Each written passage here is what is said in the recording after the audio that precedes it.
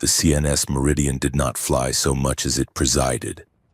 It was a city-state of titanium and hard light, a diplomatic dreadnought commissioned to be the neutral ground between the Terran Coalition and the Drake-born Concord. Outside the reinforced viewports, the violet Oort nebula churned in slow, bruising clouds of purple and indigo, a celestial bruise that made the starlight look thin and sickly. Julian Thorne adjusted the magnetic clasp on his wrist and kept his eyes on the floor. The corridor was wide enough to march a battalion through, carpeted in a synthetic weave that muffled footsteps. But the silence here felt heavy, like the pressure change before a storm. He approached the security checkpoint for Sector 4. The guard, a thick-necked corporal named Mendez, did not look up from his datapad. "Badge," Julian said. Mendez flicked his eyes upward. He took the plastic card Julian offered. It was a gray laminate rectangle, the universal color code for non-essential civilian personnel. On a ship full of admirals, high-caste alien lizardkin, and intelligence spooks, gray was the color of dust. Mendez tapped the card against the scanner. A low, dismissive buzz sounded. "Civilian attachment," Mendez read aloud, though he knew exactly who Julian was. "Access denied. Sector 4 is currently restricted for the soothing of scales ceremony. Diplomatic clearance level 2 or higher only." "I just need to get to the observation deck," Julian said, keeping his voice level. "My wife left her datapad in the suite. She asked me to fetch it before the evening cycle." Mendez chuckled. It was a wet, ugly sound. "Your wife?" "Right. The Lady Saralith." Julian waited. He had learned that waiting was the only weapon a boring man was allowed to wield. Mendez leaned forward, resting his elbows on the podium. "You know, there is a pool going in the barracks. The odds shifted this morning. 60% say you are a hostage she keeps around for political sympathy. 40% say you are a hobby, like a terrarium pet." Julian forced a polite, empty smile. "Which way did you bet, Corporal?" Mendez tossed the gray badge back. It clattered on the counter. "I bet on hobby. Hostages usually have value." Julian picked up the badge. He did not flush. He did not glare. He simply nodded, turned around, and began the long walk back to the service elevators. He would have to take the maintenance tunnels to bypass the checkpoint. It would add 20 minutes to his trip. But he had time. He had nothing but time. As he walked, the ship hummed around him. The Meridian was a marvel of integration. Human engineering fused with Drake-born gravity tech. The air smelled of recycled ozone and the faint, spicy scent of the incense the Drake-born burned to keep their body temperatures regulated. Julian passed a cluster of junior officers near a viewport. They stopped talking as he approached, their eyes sliding over him with that peculiar mix of pity and irrelevance. He was the ghost of the Meridian, the human husband of the most terrifying woman in the sector. He was the man who had married a dragon and survived, presumably because he was too bland to eat. He stepped into the service elevator and pressed the button for the upper decks. The doors slid shut, sealing him in with the smell of hydraulic fluid. He closed his eyes and let the mask drop. The dull, bovine expression vanished, replaced by a sharpness that would have terrified Corporal Mendez. Julian exhaled a breath he felt he had been holding for 3 years. Being underestimated was not a curse. It was camouflage. The grand atrium was a cavern of glass and gold, designed to intimidate. Saralith Vera stood near the center of the room, surrounded by a phalanx of aides and Terran admirals. She was a masterpiece of biological lethality. She was tall, nearly 7 feet in her ceremonial heels, with skin the color of polished obsidian that seemed to absorb the light. Her eyes were her most striking feature, luminous, vertical slit pupils of burning gold that could widen in mock sympathy or contract into predator focus. She wore the traditional Drake-born diplomatic garb, a high-collared coat of woven flex metal and a cascade of jewelry made from the shed scales of her ancestors. The jewelry was not just decorative, it was mood-reactive. Right now, the scales around her throat were a calm, shimmering teal. Julian entered the room quietly. He had changed into the formal evening wear that Saralith insisted upon, a stiff, high-collared tunic that scratched his neck. He moved to her side, sliding into the empty space that was always left for him, like a notch in a handle. Saralith did not look at him, but her hand snaked out and gripped his forearm. Her fingers were long, tipped with manicured claws that were currently filed blunt for diplomatic safety. Her grip was tight, bordering on painful. "You are late," she said. Her voice was a low contralto, vibrating in the center of his chest. "Security holdup," Julian murmured. "Mendez again." Saralith turned to the Terran admiral she had been charming. "Admiral Vance, do forgive my husband. He has a terrible habit of getting lost in corridors." "I suppose it is charming, in a rustic sort of way, like a domestic animal that cannot find its way out of a box." Admiral Vance laughed, a booming, sycophantic sound. "He is a lucky man to have such a patient guide." "Lady Saralith." Saralith's eyes narrowed slightly, the gold darkening. The scales at her throat shifted from teal to a faint, irritated violet. "Luck is a variable for gamblers. Admiral, we have an arrangement based on mutual utility." She squeezed Julian's arm, her claws digging into the fabric of his tunic. "Isn't that right, dearest?" Julian looked up at her. For a second, he saw it, the flash of cold, assessing intelligence that lived behind the performance. She was not just cruel, she was precise. She used him as a prop to soften her image, to make herself seem capable of human connection, even if that connection was patronizing. "Yes, Saralith," Julian said, "mutual utility." He felt the tension in her bicep. She hated when he repeated her words. It was too close to mockery. "Now, run along," she said, releasing him with a small shove. "Go find the buffet. I believe they have those little grain squares you humans are so fond of. I have real work to discuss." Julian bowed his head and retreated.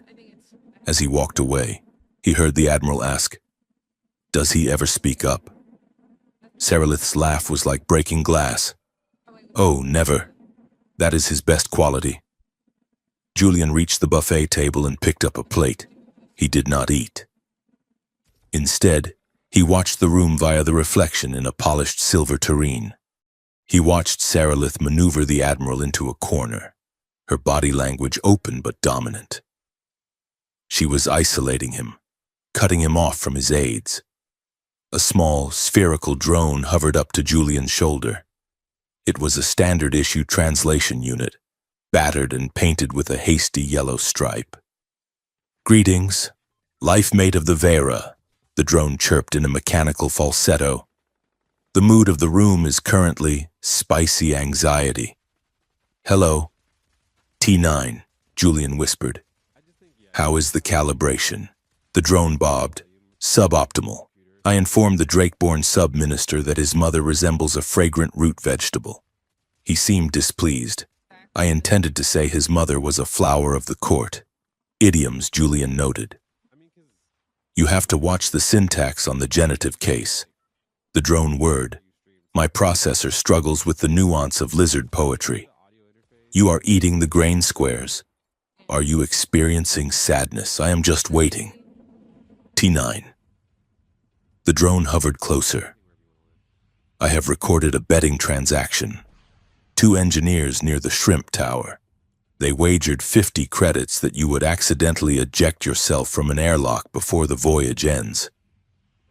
Put 5 credits on me surviving. Julian said dryly. I do not have a bank account. I am a government property. Julian turned his attention back to the room. He saw something that made him freeze. Across the atrium, a junior officer, Ensign Pre, was trying to speak to a senior diplomat. Pre looked terrified. He was holding a data pad with white-knuckled intensity. He gestured toward the service entrance, speaking rapidly. The diplomat waved him off. Julian set his plate down. He recognized Pre. The kid worked in logistics and cargo. He was a bright kid, eager, the type who actually read the manifest rather than just stamping them. Julian began to move, threading through the crowd. He did not look like he was hurrying. He looked like a bored husband wandering aimlessly. He intercepted Pre near the exit. The ensign was sweating, his face pale. Ensign, Julian said softly. Pre jumped, nearly dropping the pad. Oh, Mr. Thorne, I can't talk. I have to find a supervisor. You look like you saw a ghost, Julian said, keeping his voice light. Not a ghost, Pre whispered, glancing over his shoulder. A crate. I was logging the diplomatic shipment from the Theta Relay, Crate 89 Alpha. It is listed as textiles, ceremonial silks, and the weight is off, Pre hissed, by 400 kilos. And the radiation tag is giving off a micropulse. It's not silks. Mr. Thorne, I tried to flag it in the system, but the file locked me out. It auto-corrected to verified. Julian's pulse did not quicken. His heart rate remained a steady 60 beats per minute. This was it, the crack in the facade. Who did you tell? Julian asked. Just Lieutenant Garrus, Pre said. He told me to drop it. Said it was probably just heavy density weave, but Garrus looked nervous. He sent a message on his personal comms right after I left the bay. Julian placed a hand on Pre's shoulder. Listen to me. Ensign, go to your quarters. Say you are sick. Do not speak to anyone else about Crate 89 Alpha until you are back on a terrestrial station. Why? Pre asked, his eyes widening. Because heavy silks don't emit micropulses, Julian said. Go. Now. Pre hesitated, then nodded and bolted through the doors. Julian watched him go. He checked his chrono, 1900 hours, 10 minutes later. As Julian was pretending to admire a sculpture of a frozen waterfall, his comms earpiece chirped with a ship-wide update. Personnel transfer notice. Ensign Pre, Logistics, has been reassigned to the shuttle support team on the CNS Vanguard. Immediate departure. The Vanguard was a patrol ship 3 sectors away. Pre was gone, transferred off the ship in under 12 minutes. Julian stared at the sculpture. The speed of the removal confirmed everything. The crate wasn't an error. It was a payload, and someone high up in the chain of command was protecting it. He looked across the room. Saralith was laughing at something the Admiral said, her head thrown back, her throat exposed. The scales at her neck were a brilliant, happy crimson. She didn't know. Or she did know. And she was a better actor than he gave her credit for. Julian turned and walked out of the atrium. He needed air. He needed the one place on the ship where the noise of the lies faded into the background hum of the engines. The sky deck was the crown jewel of the Meridian. It was a massive, domed observation platform located on the dorsal spine of the Dreadnought. The material of the dome was a hyperglass laminate, completely transparent, giving the illusion that one was standing in the vacuum of space. Violet nebula gas swirled overhead, lit by the distant throbbing light of the ship's fusion drive. It looked like the aurora borealis seen from inside the clouds. The deck was officially closed for maintenance, which meant it was the perfect place for Julian. He had a set of tools, a legitimate reason to be there if security swept the area. He was kneeling by a ventilation panel near the aft railing, a hydro spanner in his hand. He wasn't actually fixing anything. He was just loosening a bolt and tightening it again.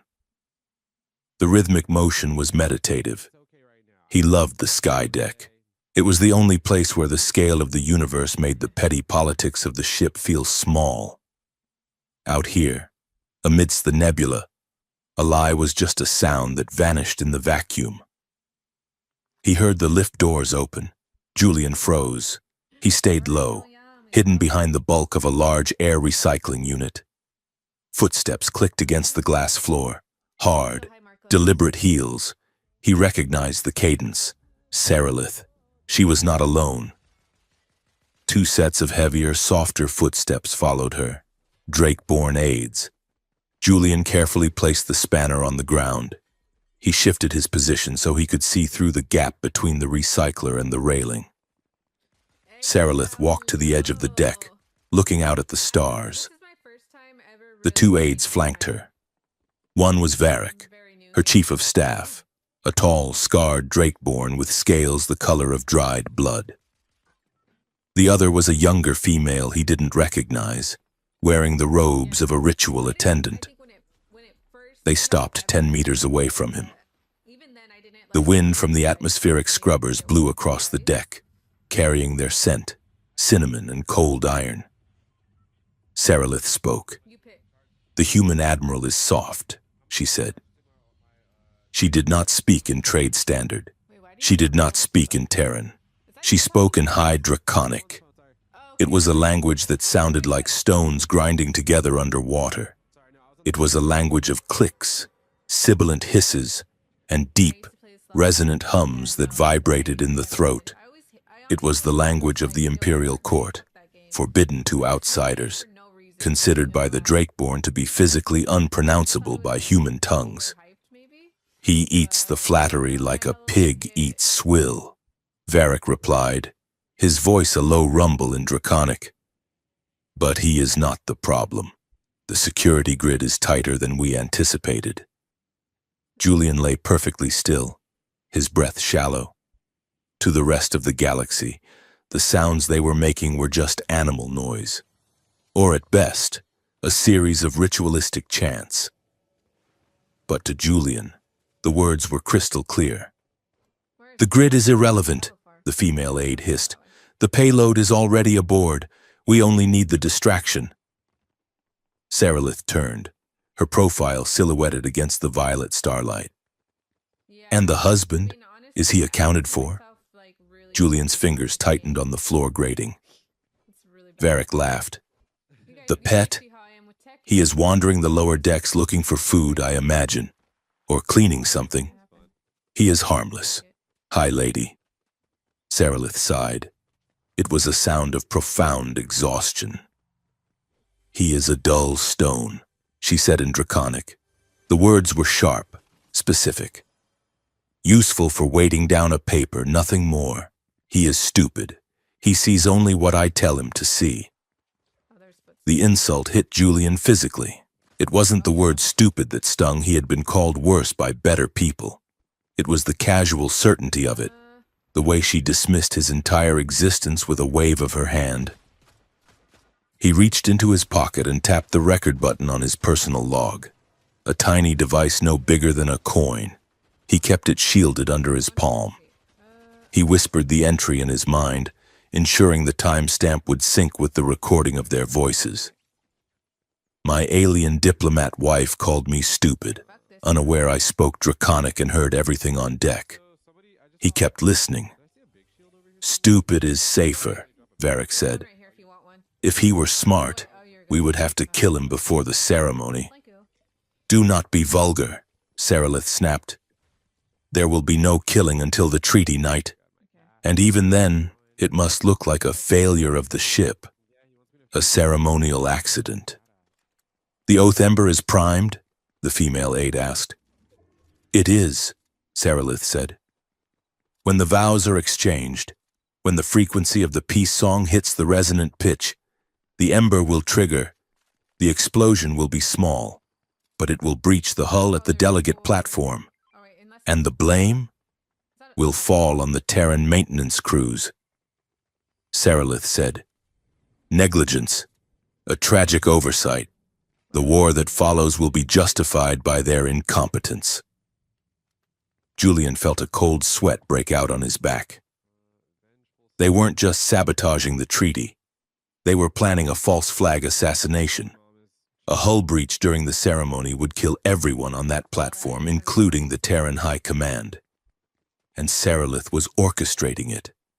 Or was she? Yeah, I think it was a bot. Julian watched her face. The scales at her throat were not the red of aggression or the teal of calm. They were gray. Gray was the color of grief or fear.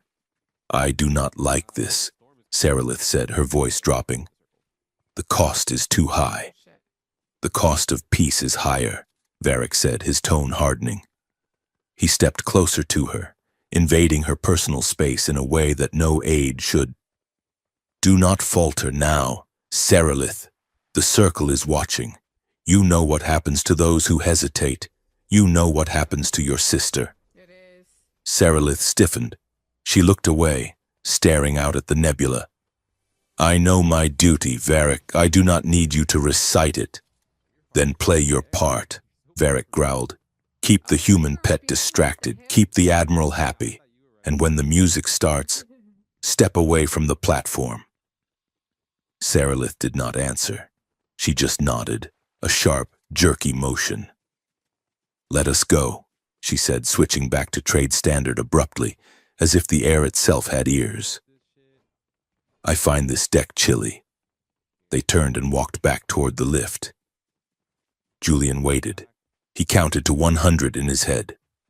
He listened to the hum of the lift descending. Only then did he sit up. He leaned his back against the cold metal of the recycler unit.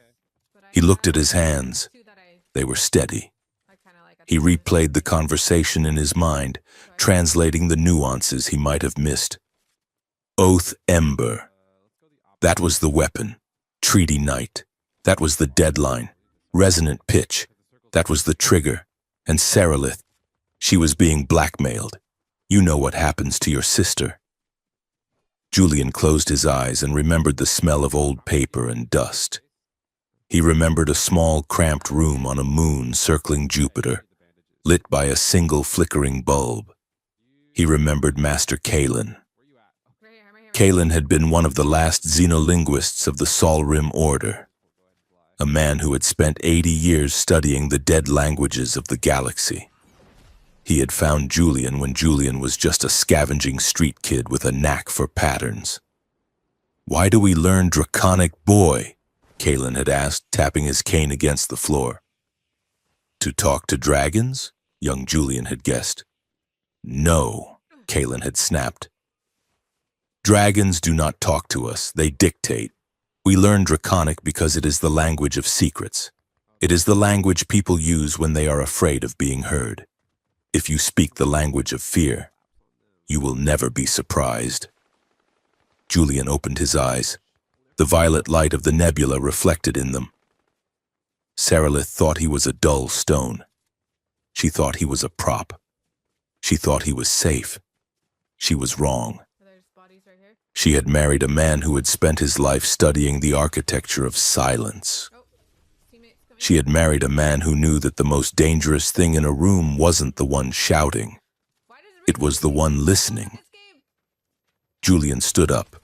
He brushed the dust from his knees. He picked up his hydro spanner and placed it back in his belt. He walked to the edge of the deck and looked out at the void. I am not a stone, he whispered to the glass, speaking the guttural clicks of high Draconic perfectly. I am the landslide. He tapped his comms badge. T9? The drone's voice chirped in his ear. Yes, life mate. Where is my wife now? She is in the diplomatic lounge. She is drinking the fermented blue liquid. Good, Julian said.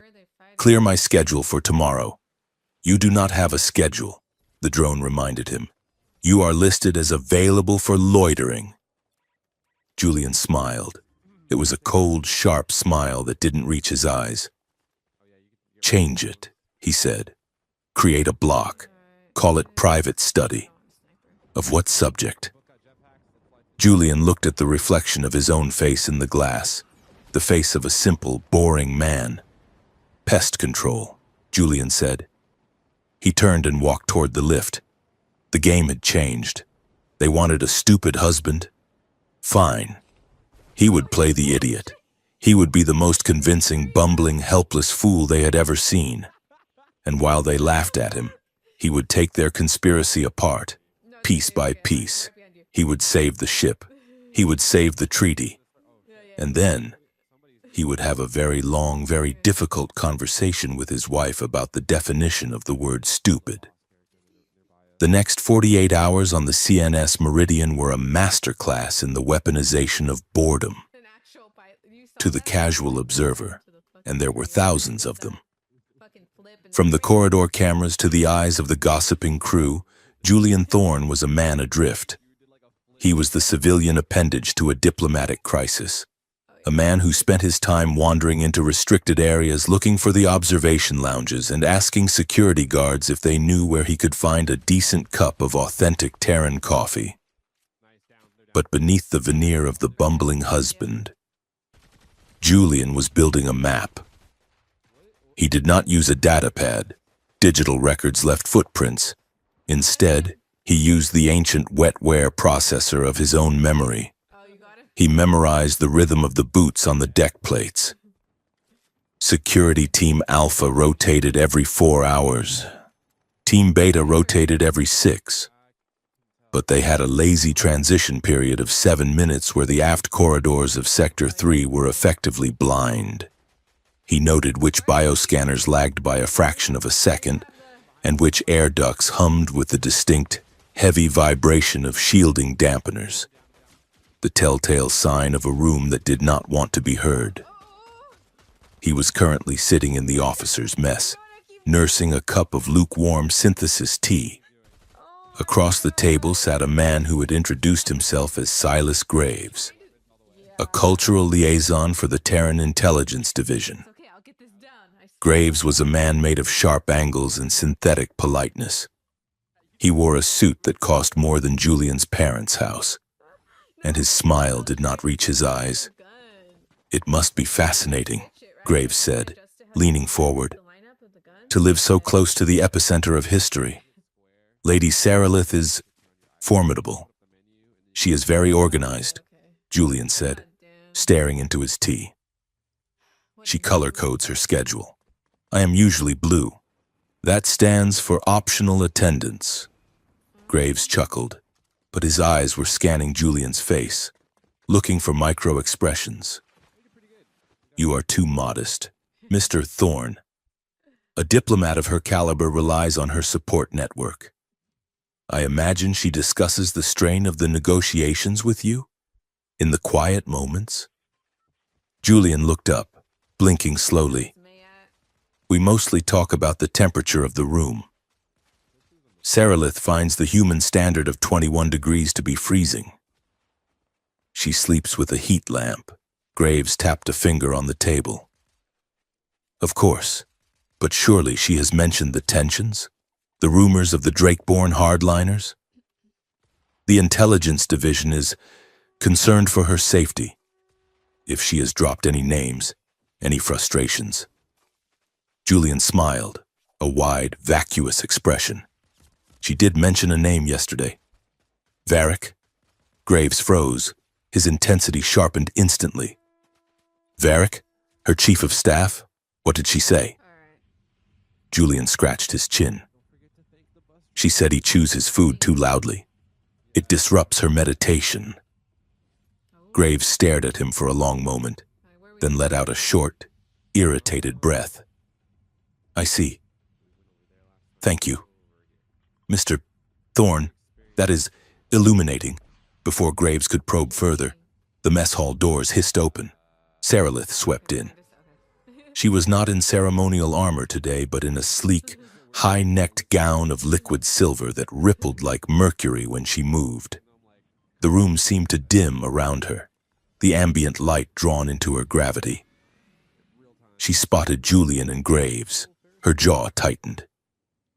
Julian, she said, her voice cutting through the chatter of the room like a whip crack.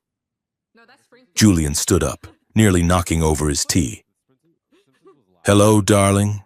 I was just telling Mr. Graves about your heat lamp. Saralith closed the distance between them in 3 long strides. She loomed over him, her golden eyes flashing with a mix of genuine annoyance and something darker, a warning. Mr. Graves has actual work to do. Julian, she said, cold as deep space. He does not need to hear about my domestic preferences. You are embarrassing yourself. It is no trouble. Lady Saralith, Graves said, standing up smoothly. We were just getting acquainted. I am sure you were, Saralith said. She turned her gaze on Julian. The Admiral requested my presence on the bridge. You are to return to our suite. Try not to get lost on the way. I do not have the time to send a search party to the laundry decks again. She reached out and adjusted his collar. It was a possessive, condescending gesture. Her claws grazed the skin of his neck, sharp and cold. Go, she whispered. Julian nodded, playing the chastised puppy. Yes, Saralith. He walked away, feeling the eyes of the entire mess hall on his back. He slumped his shoulders, adding a slight shuffle to his gait. As he exited, he heard Saralith say to Graves, You must forgive him. He is sweet, but he has the political instincts of a decorative fern. Julian waited until the doors sealed behind him before he straightened his spine. He checked his internal chrono. He had 20 minutes before the corridor shift. He wasn't going to the suite. He found himself in the sub-level engineering bay, deep in the ship's belly where the air tasted like ozone and burnt copper. This was where the Meridian's artificial heart beat, the massive fusion coils and the gravity drives. It was also where the ship's logic centers were housed. He crouched behind a stack of cooling conduits, watching a young woman with grease-stained coveralls arguing with a diagnostic panel. It was Chief Specialist Rico.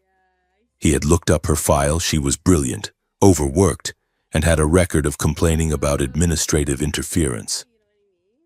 Damn it, Rico muttered, slamming her hand against the panel. Parse the syntax, you piece of junk. Julian stepped out from behind the conduits. He held up his hands. I am looking for the observation deck. He lied.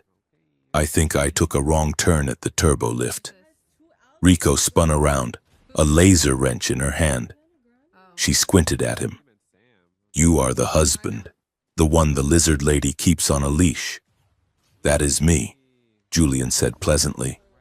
And you are the one shouting at a machine. Is it winning? Rico snorted. She lowered the wrench. It is cheating. The Universal Translator Network is glitching again. It keeps trying to archive phonemes that don't exist in the standard database. Phonemes? Julian asked, moving closer. Like a dialect? Like a ghost, Rico said, wiping her hands on a rag. I am seeing data spikes in the linguistic subroutines, high-frequency clicks and hums. The system keeps flagging them as corrupted audio. But the pattern is too regular. Someone is messing with the filters. Julian's mind raced. High-frequency clicks. Draconic. The conspirators weren't just speaking it, they were feeding it into the system. But why? Maybe it is just interference from the nebula, Julian suggested. Maybe, Rico said. Or maybe someone installed a patch I didn't authorize. Every time I try to trace the source, I get locked out by a diplomatic override. Level 1 clearance. That would be Saralith's clearance level. Or Varric's. Well, Julian said, backing away. I am sure you will figure it out. You look very capable. Rico rolled her eyes. Yeah. Go find your wife, spaceman. You are about 10 decks too low. Julian retreated, but he filed the information away. The translator network wasn't just broken, it was being trained. The ghost phonemes were likely the activation codes for the weapon he had heard them discuss. The Oath Ember reacted to sound. If they could trick the ship's PA system into broadcasting a specific draconic vow, they could trigger the device from anywhere on the vessel. That evening, the ship hosted a cultural exchange mixer in the Starlight Lounge. It was a mandatory event, designed to force humans and Drakeborn to mingle in a low-stakes environment. It was the perfect stage for Julian's next act. He stood near the buffet, holding a skewer of grilled nebula squid. Saralith was across the room, speaking with a Drakeborn high priest. She looked radiant and terrifying, her jewelry shifting in slow, hypnotic waves of indigo and violet. Julian spotted a minor Drakeborn dignitary, a harsh-faced male named Krivor. Krivor was known for his strict adherence to the old ways. Julian walked up to him. "Greetings," Julian said loudly, bowing too low. Krivor looked down at him with disdain. "The human spouse." "I read about your customs," Julian said, beaming. "I know that in your culture, sharing a meal is a sacred bond." Julian took a bite of the squid, then, with deliberate, cheerful ignorance, offered the half-eaten skewer to Krivor. "Here, to friendship." The room went silent. In Drakeborn culture, offering food that had touched one's own mouth was a grave insult. It implied the recipient was a nestling, a helpless child who needed to be fed by a parent. It was a gesture of supreme dominance and infantilization. Krivor's eyes turned a flat, murderous black. His hand went to the ceremonial dagger at his belt. "You dare?" Krivor hissed. Saralith was there in a heartbeat. She moved faster than a human eye could track, stepping between Julian and Krivor. "Forgive him," she cried out, her voice pitching up into a perfect performance of distress. "Lord Krivor, please! He is an idiot. He thinks he is being polite. He does not know the difference between a bonding ritual and a nursing rite." She turned to Julian and slapped the skewer out of his hand. It clattered to the floor. "You fool!" she hissed at him, loud enough for the room to hear. "Do you want to start a war over an appetizer? Get out of my sight." Julian looked at her, widening his eyes in mock horror. I only meant, go." Saralith pointed to the door. Julian fled. As he scrambled out, he caught a glimpse of Varric standing in the shadows. The chief aide was not angry. He was smirking. The plan was working. Varric saw exactly what he wanted to see. A liability. A moron who would be the perfect scapegoat when everything went wrong. An hour later, Julian was standing in the center of their diplomatic suite. The room was luxurious, filled with floating silk tapestries and temperature-controlled basking stones. But right now it felt like a cage. The door hissed open. Saralith entered. She locked it behind her. She did not yell immediately. She stood by the door, her back to him, her shoulders heaving. She took a deep breath, and the scales on her arms rippled from the angry red of the party to a confused, turbulent swirl of orange and gray. "You are trying to destroy me," she said quietly.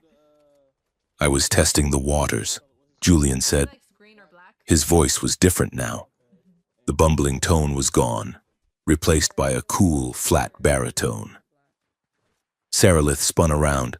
The sudden change in his demeanor made her pause. "What? You heard me?" Julian said. He walked over to the viewport, looking out at the stars. "That dignitary, Krivor. He is part of the hardliner faction. I wanted to see how he would react to a provocation. He went for his knife in 0.4 seconds. He is expecting violence.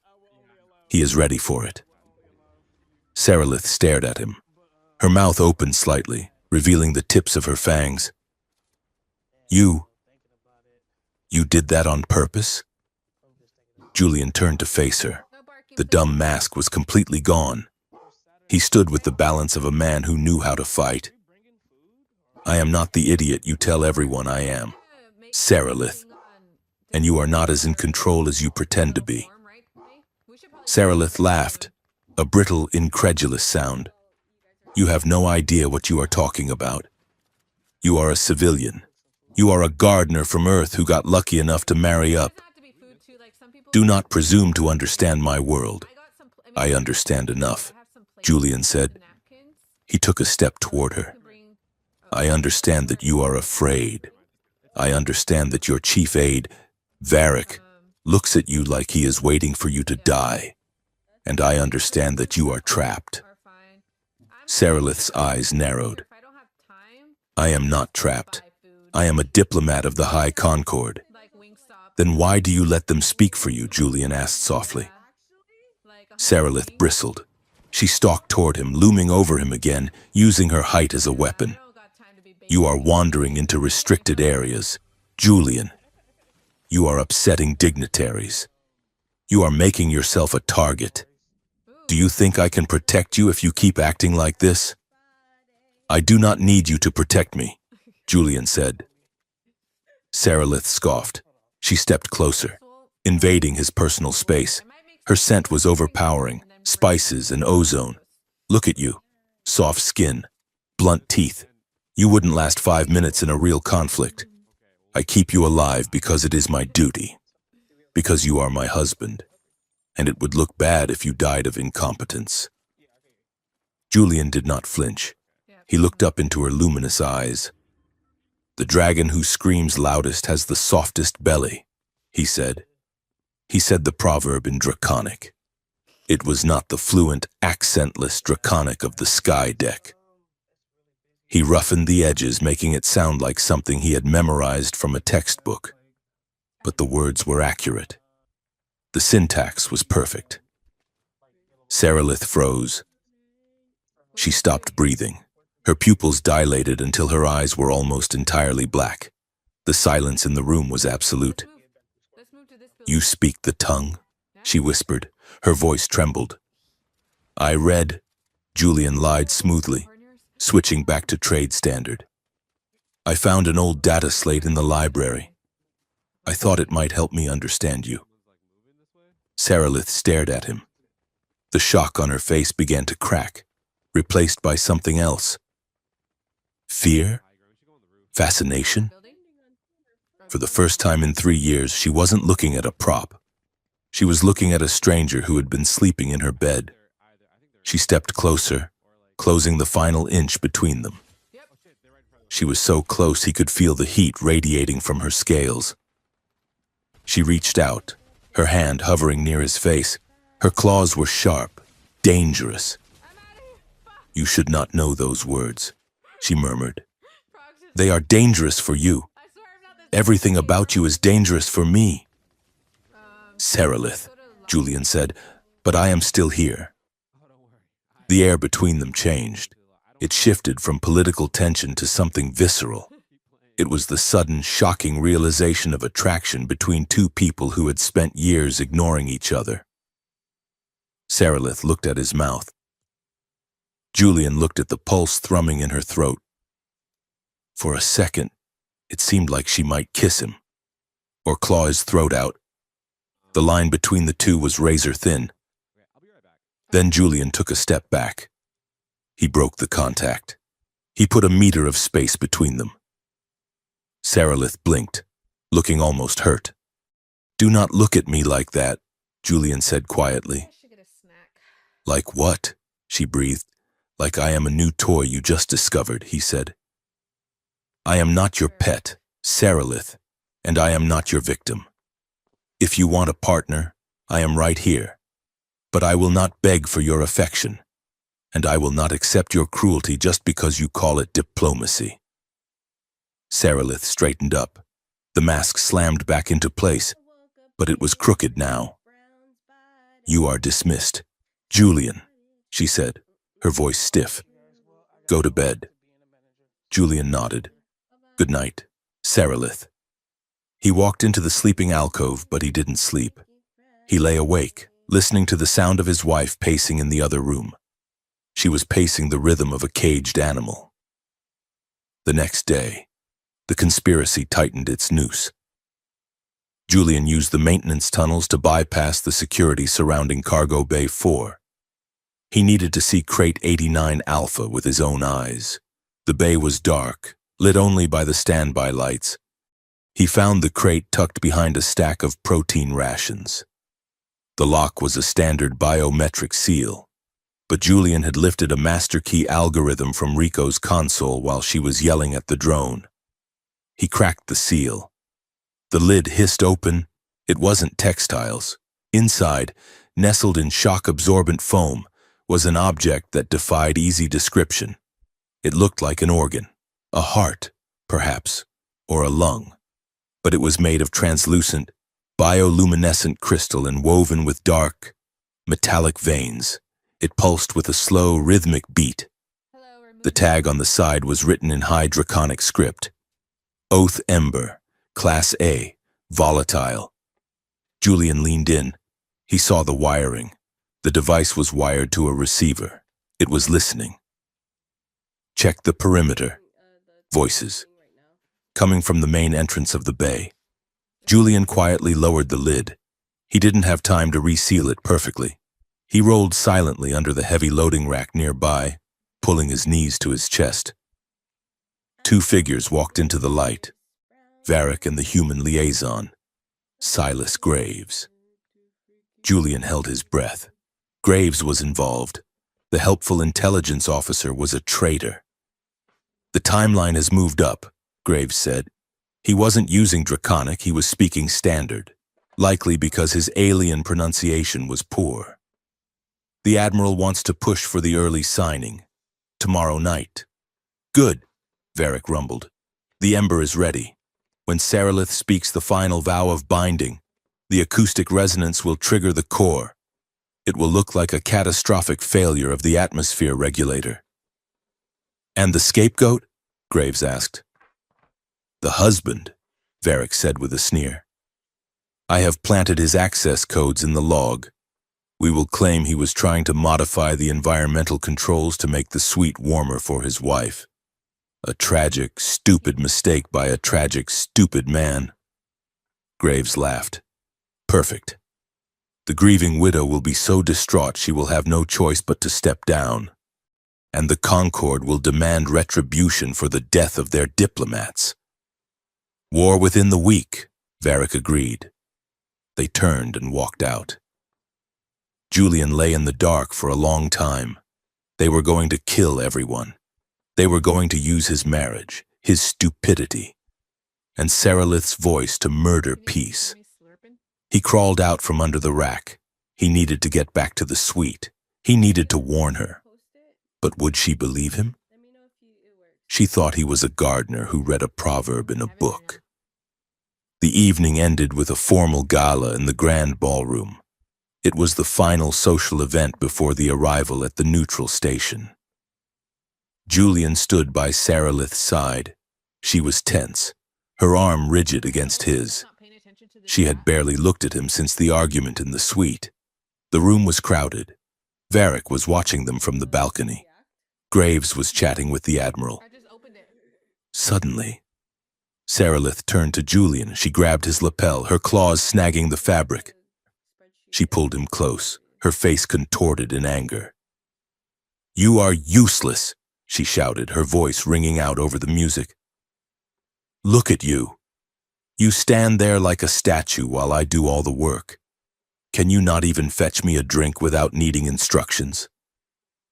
The room went quiet. It was another public humiliation, another scene for the audience. Julian stared at her, confused. He hadn't done anything. Sarilith shook him, her hand bunching his jacket near his chest pocket. Get out, she screamed. Go back to the room. You are nothing but a burden. She shoved him hard. He stumbled back, nearly losing his balance. As he caught himself, he felt it, a small, hard weight in his breast pocket, something she had slipped in while she was shaking him. Julian looked at her. Sarilith was breathing hard, her chest heaving, her eyes were wide, and for a split second, the anger vanished. She looked terrified. She looked pleading. She gave a tiny, almost imperceptible nod. Julian turned and ran from the room, playing the part of the broken, humiliated husband. He didn't stop until he reached a secure maintenance alcove 3 decks down. He reached into his pocket and pulled out the object.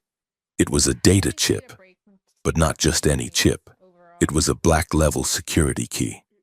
It was Saralith's personal override token. Julian gripped the token in his hand. She wasn't just camouflaging herself, she was arming him. She knew she was being watched. She knew she couldn't act.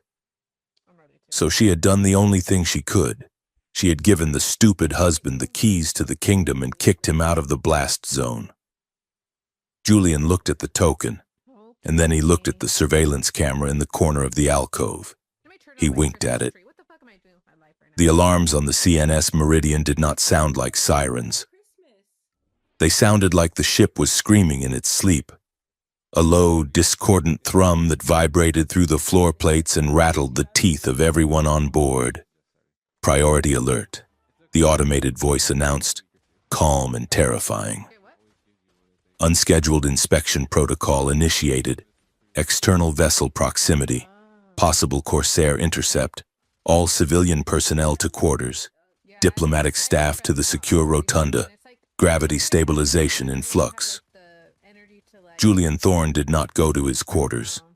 He was currently bracing himself against the bulkhead of a service corridor in Sector 6 as the artificial gravity stuttered for 3 seconds.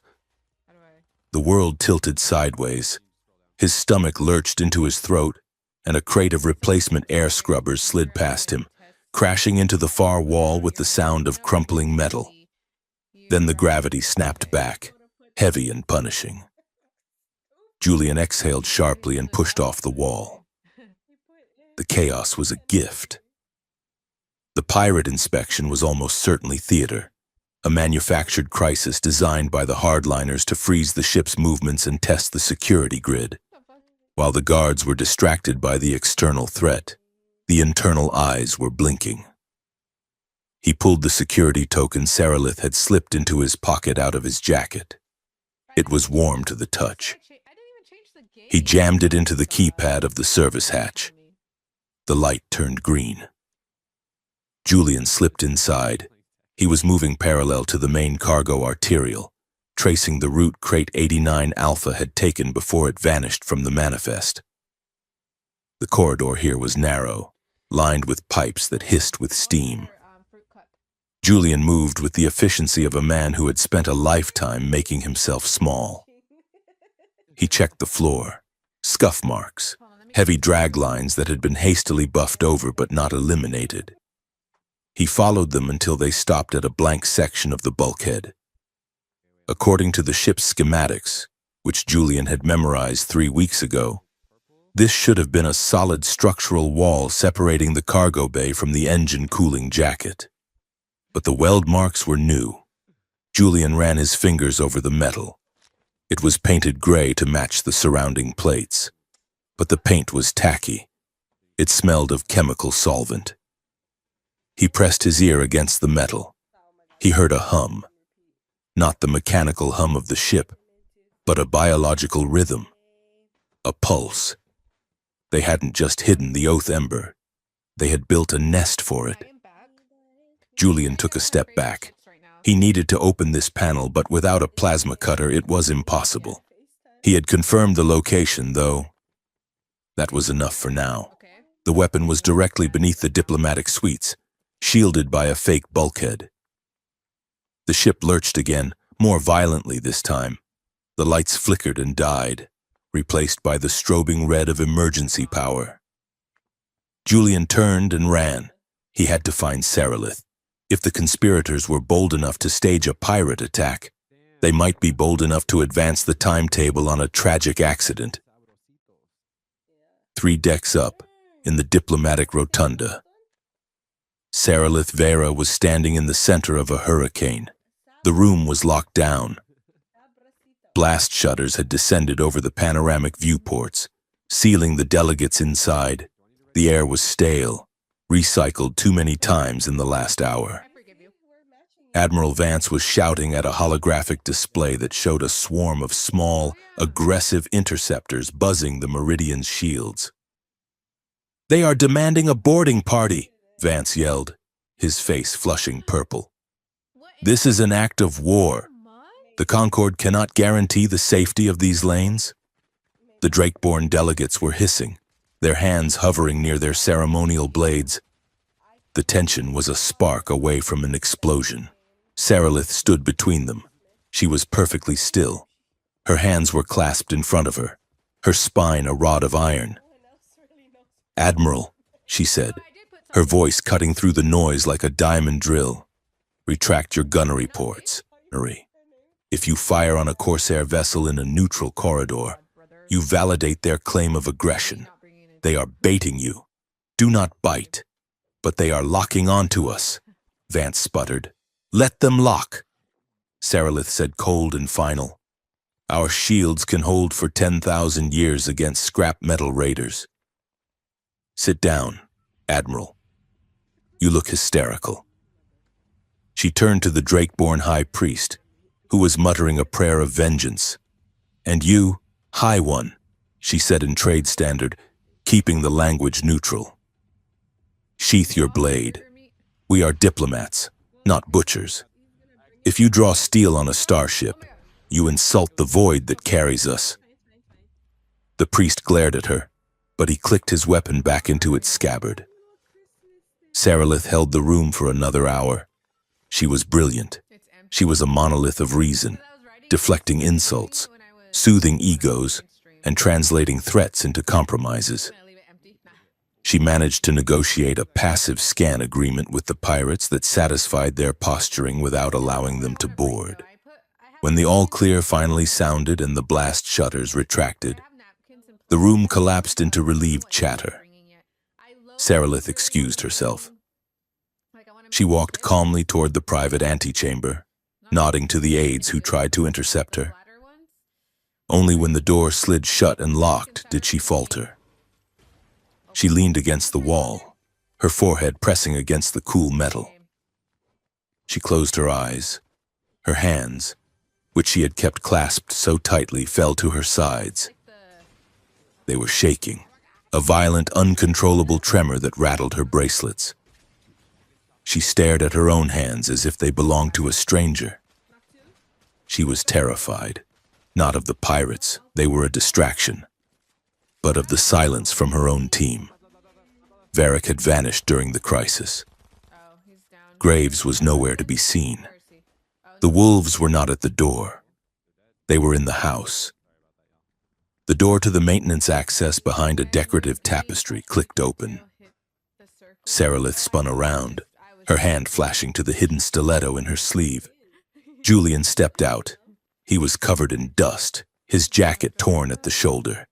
He looked exhausted, but his eyes were clear. "Julian?" she breathed, the knife wavering. "How did you get in here? This is a level 1 secure zone. Your security token works on the service vents," Julian said. He walked toward her. He did not stop until he was 2 feet away. Saralith hastily shoved her shaking hands behind her back. She lifted her chin, the mask sliding back into place. "You should be in your quarters," she said, her voice straining for its usual imperiousness. "It is not safe." "Stop it," Julian said. "Stop what?" "Stop performing," Julian said. He looked at the tapestry, then back at her. "I know about the storage bay on deck 6. I know about the fresh welds. And I know about the oath ember." Saralith went pale. The color drained from her face so fast her scales turned a dull, lifeless gray. "You," she whispered. "How?" "I told you," Julian said. "I am not the idiot you married." He took a step closer. The air between them crackled with the static of the lockdown. "I heard you, Saralith, on the sky deck.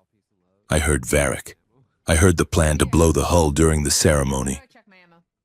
Saralith stared at him. Her mind seemed to be processing the impossibility of it. "You heard?" she asked. "But..." We spoke in the high tongue. "Yes," Julian said. "But humans cannot..." Saralith stopped. She looked at him, really looked at him, and saw the intelligence he had been hiding for 3 years. The way he stood. The way he watched her. "You understand," she whispered. "You understand everything." Julian nodded. "Since the day we met..." Saralith let out a sound that was half laugh, half sob. She slumped back against the wall, her legs giving out. Julian caught her by the elbows, steadying her. "You let me call you stupid," she said, her voice shaking. "For 3 years. You let me treat you like a child. You let me insult you to your face." "I did," Julian said. "Why?" she cried out, pulling away from him. Her anger flared, hot and defensive. "Why would you do that? Do you enjoy being humiliated? Was it a game to you?" "No," Julian said sharply. "It was survival. And you know it." He pinned her with a look. "Why did you speak Draconic on the deck? Saralith? Why did you switch languages? Because..." Saralith faltered. "Because you didn't want the humans to understand." Julian finished for her. "But you weren't hiding it from the Admiral. You were hiding it from the crew. You were hiding it from the spies." Saralith looked down. "Yes," she whispered. "The human delegation. Half of them are bought by the weapons lobby. If I spoke the truth in Standard, I would be dead within the hour. I spoke Draconic because I thought it was the only safe place left." She looked up at him, her eyes wide and wet. "I called you stupid to protect you, Julian. If they thought you were smart, if they thought you were capable, Varric would have killed you on the first night. I had to make you invisible. I had to make you nothing." Julian felt the anger in his chest, but it was a cold, clarifying anger. "You succeeded," he said. "You made me nothing." He released her arms. "But you also made me the perfect weapon against them," he said. "Because while they were laughing at the husband, I was learning their names. I know who tampered with the crate. I know who is running the comms blackout." Saralith shook her head.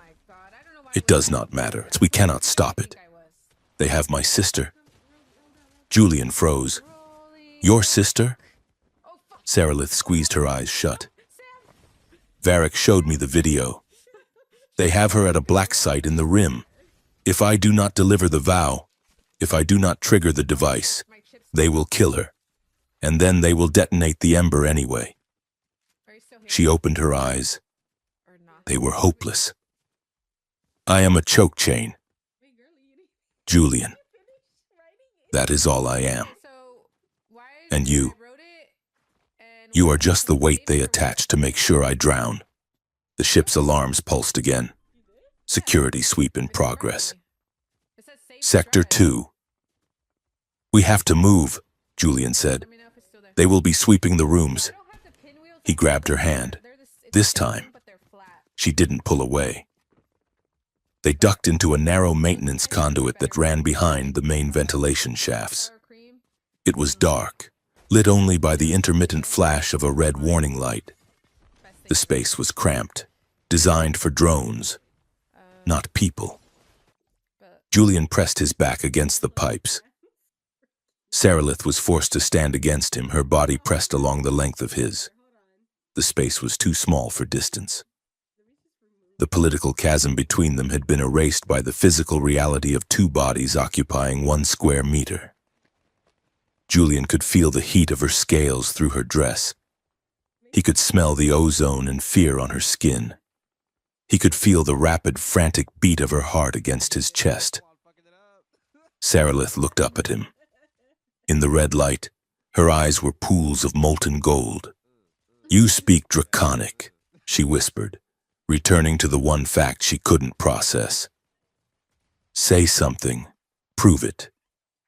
Julian looked down at her. He saw the woman beneath the diplomat, the terrified wife who had been fighting a war alone. The glass wing breaks if you hold it too tight, he said in high Draconic. His accent was rough, human, but deeply resonant. Sarilith inhaled sharply. That is the proverb my father used to say. I know, Julian said, switching back to standard. You muttered it in your sleep on our wedding night. Sarilith stared at his mouth. The proximity was doing something to the air between them. It was stripping away the oxygen. The adrenaline of the chase was mixing with 3 years of repressed frustration and confused attraction. She leaned in. Her hand came up to rest on his chest, right over his heart. You are not who I thought you were, she murmured. And you are exactly who I thought you were, Julian said softly. She flinched, but she didn't pull back.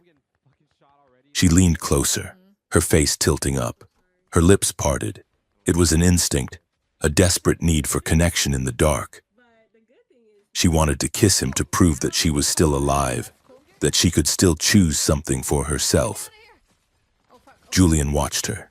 He wanted it. God, he wanted it. He had watched her from the sidelines for 1,000 days, admiring her fire while she treated him like ash.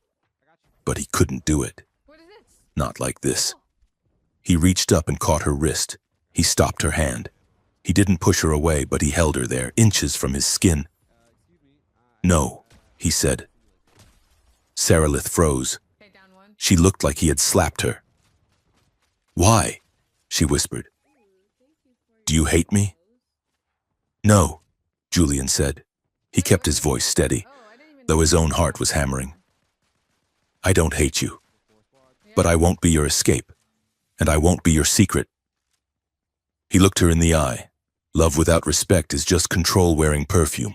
Sarilith, you don't get to call me stupid in the daylight and kiss me in the dark. If you want this, if you want us, then you have to stop treating me like a disposable tool. Sarilith trembled. She looked at his hand holding her wrist. It was a gentle grip, but firm. It was a boundary. She took a ragged breath. She nodded. You are right, she said, her voice small. I am sorry. She pulled her hand back, but she didn't retreat. She stayed in his space, but now the tension was different. It wasn't desperate. It was acknowledged. So, she said, straightening her spine as best she could in the cramped tunnel. What do we do, husband? We make a pact, Julian said. Name it. In public. We maintain the performance. Julian said, you treat me like a fool. I treat you like a queen. We keep them confident. We keep them arrogant. And in private? Sarilith asked. In private, we share everything, Julian said. No more secrets. No more protecting me. You tell me the threats.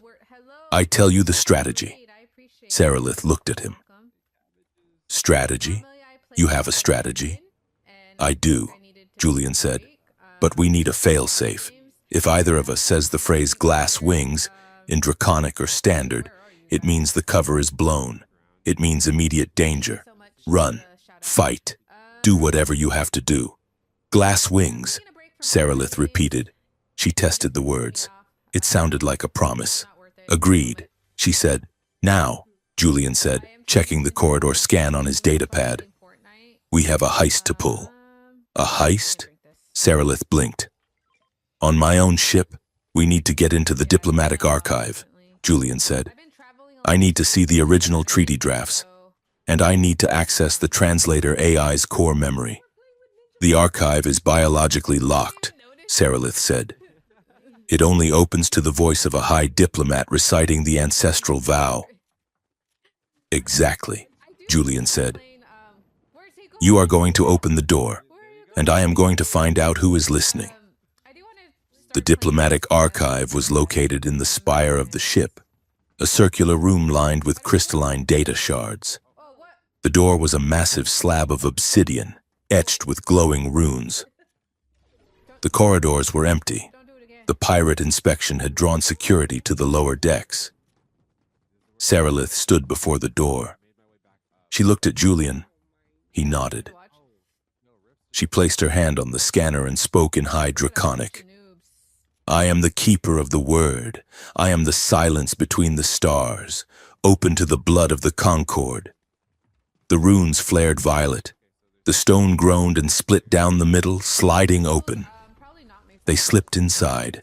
The room was cold, filled with the hum of servers. Julian moved immediately to the central console. He plugged in the security token. Saralith stood guard at the door, her ears straining for footsteps. What are you looking for? She asked. Julian's fingers flew across the interface. He wasn't looking at the treaty. He was looking at the subsystem Rico had found, the ghost phonemes. He pulled up the translator network logs. Here, he said, look. Saralith came to his side. The screen showed a waterfall of data. The AI, Julian explained, it's not just translating, it's harvesting. He pointed to a string of code. Someone installed a passive listener subroutine. It records everything said on this ship, even in private quarters. But it filters for specific Draconic keywords. Betrayal, kill, price, weakness. They are blackmailing the delegates, Saralith realized with horror. It's worse, Julian said. He tapped a command. The screen shifted to show a list of audio files, hundreds of them. They are splicing the audio, Julian said, taking syllables from innocent conversations and stitching them together to create new sentences, confessions, threats, orders to attack. He played a file. It was Saralith's voice. The humans must die. Burn the treaty. Saralith gasped. I never said that. I know, Julian said, but the computer says you did. They are building a library of fake evidence. If the negotiations fail, they will release this. It will prove that the Drakeborn planned the war from the start. Saralith gripped the console. Her knuckles were white. But why? She asked. Why go to such lengths? Because they need a trigger, Julian said. He was digging deeper into the code now. He found the executable file linked to the Oath Ember. He froze. Oh no, he whispered. What? Saralith asked. What is it? Julian turned to her. His face was grim. The Oath Ember, Julian said. It's not on a timer, and it's not remote controlled. He pointed to the screen. It's voice activated, Saralith, but it's keyed to a specific frequency, a specific sequence of tones and pitch. Saralith frowned. What sequence? Julian looked at her. The final vow, he said. The one you have to speak at the ceremony tomorrow. Saralith stepped back. No. The code is right here, Julian said, tracing the lines. The device is listening for the harmonic structure of the binding oath, specifically the final stanza. Let the fire be the witness. Let the silence be the bond. When you say that line, Julian paused. The device triggers. Saralith stared at the screen. I am the bomb, she whispered. If I finish the ceremony, I kill everyone. And if you don't finish the ceremony, Julian added, they kill your sister. Saralith closed her eyes. She looked small, defeated. Checkmate, she said softly. Varric has won. I have to choose between my family and peace. No, Julian said. He grabbed her shoulders. No. We do not accept the board as it is. We flip the table. How? Saralith asked. There is no way out. There is always a way out, Julian said. It's a language puzzle. Saralith. The device is listening for the vow. So we change the vow. We can't, Saralith said. The vow is sacred. It has been the same for 1,000 years. If I change a single syllable, the high priests will declare the treaty invalid. Then we don't change the vow, Julian said, his mind racing. We change the meaning. We change the context. He looked at the console again. The device listens to the translator network to confirm the syntax. He said, "It uses the ship's AI to verify the Draconic is correct." He looked at Sarilith. "We have to trick the listener. We have to make the machine think you said the vow, while you say something else. Or..." He stopped. A crazy, reckless idea formed in his mind. "Or," he said slowly, "we make sure the machine hears me instead." "You?" Sarilith asked. Julian pulled the data chip from the console. "I need you to teach me the vow," he said. "Julian, no. It is impossible. A human throat cannot make those sounds perfectly enough to fool a sensor." "I don't need to be perfect," Julian said. "I just need to be loud." He took her hand. "We are going to the neutral station tomorrow. And we are going to walk into that ceremony. And when the moment comes, when they expect you to pull the trigger, we are going to break the gun." Sarilith looked at him. The fear was still there, but something else was rising to meet it. "Hope, you are insane," she said. "I am a gardener." Julian smiled crookedly. "I know how to dig up weeds." A heavy thud echoed from the corridor outside. Heavy boots, a lot of them. "Search the archive," Varick's voice roared from outside the door. "I saw the power spike." Sarilith's eyes widened. "Glass wings," she hissed. Julian grabbed her hand. "Run!" The shuttle trip to Station Zenith was a silent, claustrophobic journey through the vacuum. The CNS Meridian remained at anchor in the deep drift of the nebula, a gray silhouette against the violet clouds, while the delegation descended toward the neutral ground. Station Zenith was not built for comfort. It was built for awe. It was a massive, rotating cathedral of spun titanium and transparasteel, suspended in the void like a wedding ring dropped into deep water. It was a joint construction, a place where the brutalist architecture of the Terran coalition met the organic, spired elegance of the Drakeborn Concord. Julian Thorne sat opposite his wife in the shuttle's VIP cabin. Sarilith was staring out the viewport, her reflection ghosting over the approaching station. She looked like a statue carved from anxiety. Her scales were a muted, opaque slate gray, devoid of their usual iridescence. "We are entering the gravity well," the pilot announced over the comms. "Please secure all loose articles." Sarilith's hand twitched on her knee. Julian reached out and covered it with his own. She did not pull away. She turned her hand over, gripping his fingers with a strength that would have crushed a weaker man's knuckles. "Remember," Julian said softly, keeping his voice below the hum of the engines. "The camera drones will be waiting at the airlock." "I know," Sarilith replied. Her voice was brittle.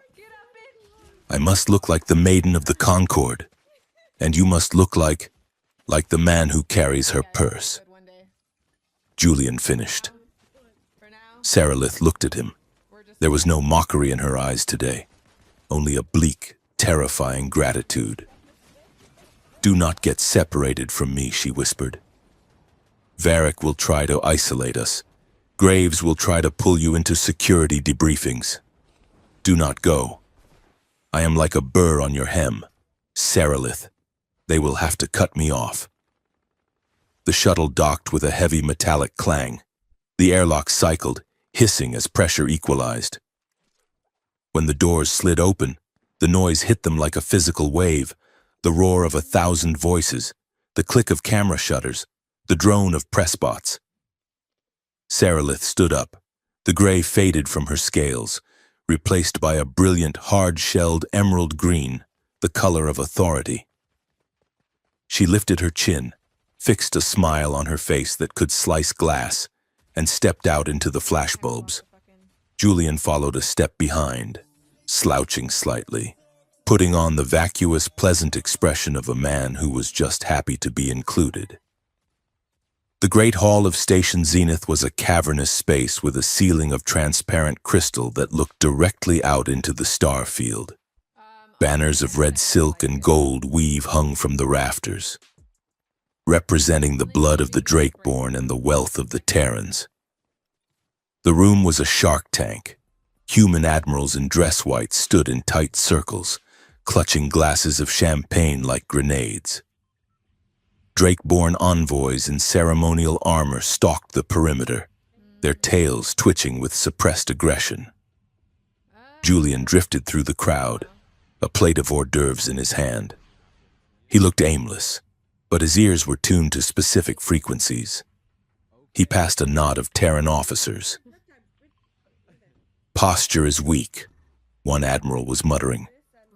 "If the lizards don't sign by midnight, we should mobilize the 7th Fleet. Show them we are not afraid to burn the nebula."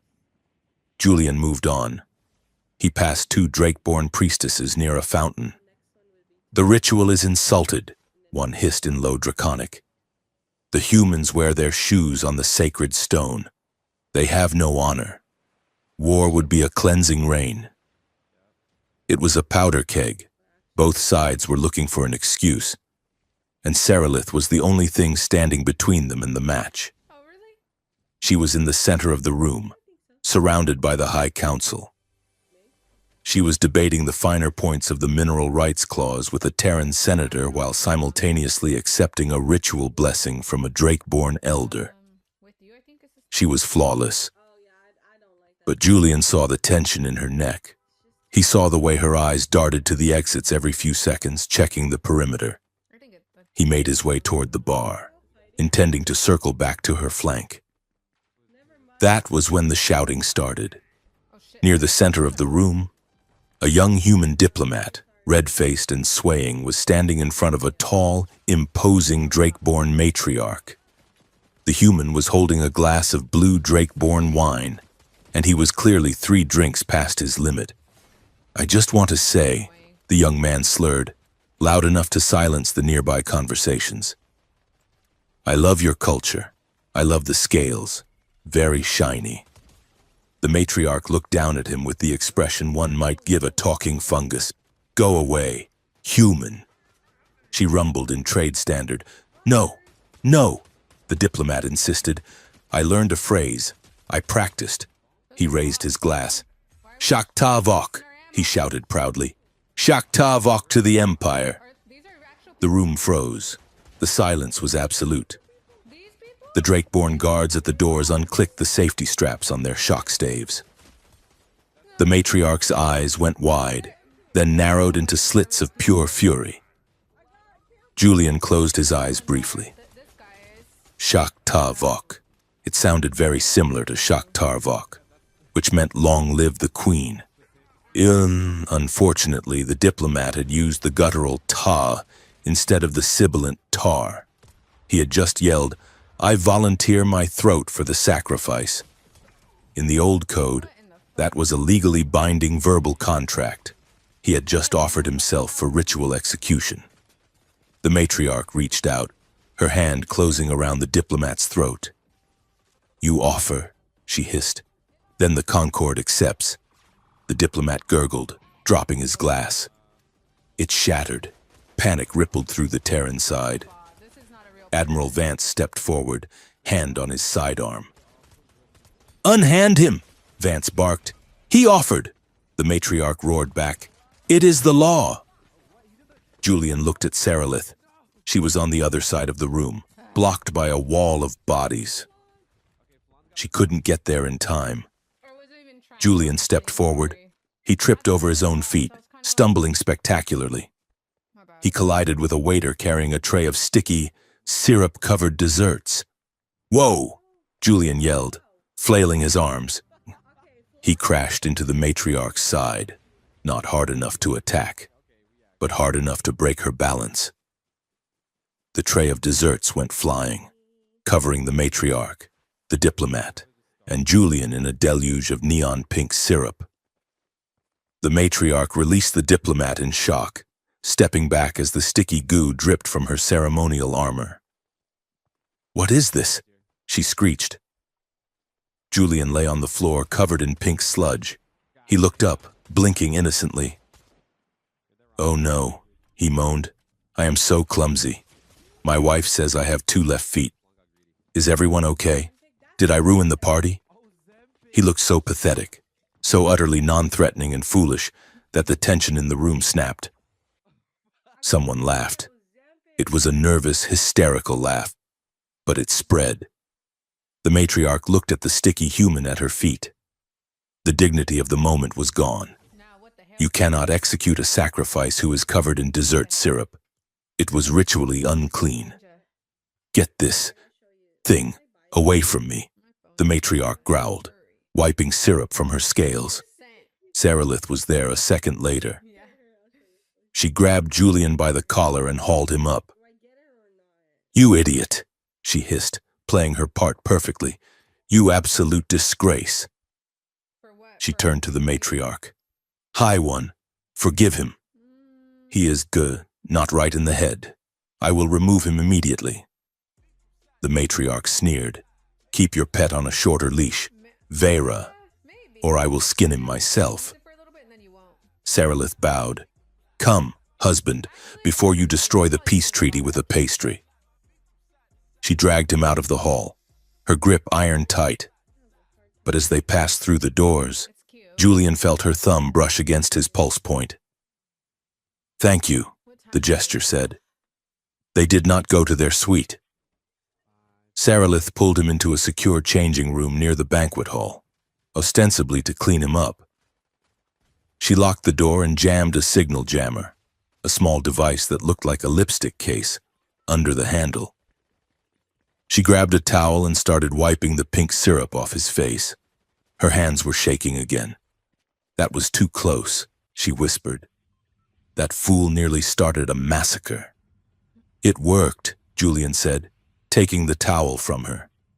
"They are laughing at me. Laughter de-escalates aggression." Saralith stopped. She looked at him. He was covered in sticky glop, his jacket ruined, his hair a mess. "You threw yourself at a matriarch," she said. "She could have gutted you." "I calculated the angle," Julian said calmly. Saralith stared at him, and then her face crumbled. The mask of the diplomat cracked, revealing the exhausted woman underneath. "I am sorry," she said. Julian paused, the towel halfway to his neck. "For what?" "For everything," she said. Her voice was thick. "For calling you stupid, for treating you like furniture. I told myself it was for your safety, and it was, but it was also for me. It was easier to push you away than to worry about you. It was easier to be cruel than to be vulnerable." She stepped closer. "I used you, Julian. I turned our marriage into a shield, and I didn't care if you got dented. I am so sorry." Julian looked at her. He saw the truth in her eyes. It wasn't a pretty truth, but it was real. He tossed the towel onto the bench. "I don't want your apology." "Saralith." She flinched. "I want your consistency," he said. "I want you to look at me when we are alone the same way you look at me when you are afraid. I want to be your partner, not your prop. Can you do that?" "Yes," she whispered. "Then stop standing over there," Julian said. Saralith closed the distance. She reached out and touched his face, her claws retracting so that only her soft pads grazed his skin. "You are an impossible man," she murmured. "And you are a terrifying woman," he replied. She kissed him. It wasn't a movie kiss. It was a collision. It tasted of adrenaline and pink syrup and fear. Saralith kissed him with the desperation of someone who had been holding her breath for 3 years. She pressed him back against the lockers, her body heavy and demanding against his. Julian's hands found her waist, pulling her closer, grounding her. For a moment, the station, the treaty, the bomb, it all vanished. There was only the heat of her skin and the frantic, hungry rhythm of their breathing. It was dangerous. It was intoxicating. It was the kind of want that could make a man forget to check the door. Julian pulled back first. He had to force himself to do it. "Stop," he breathed, his forehead resting against hers.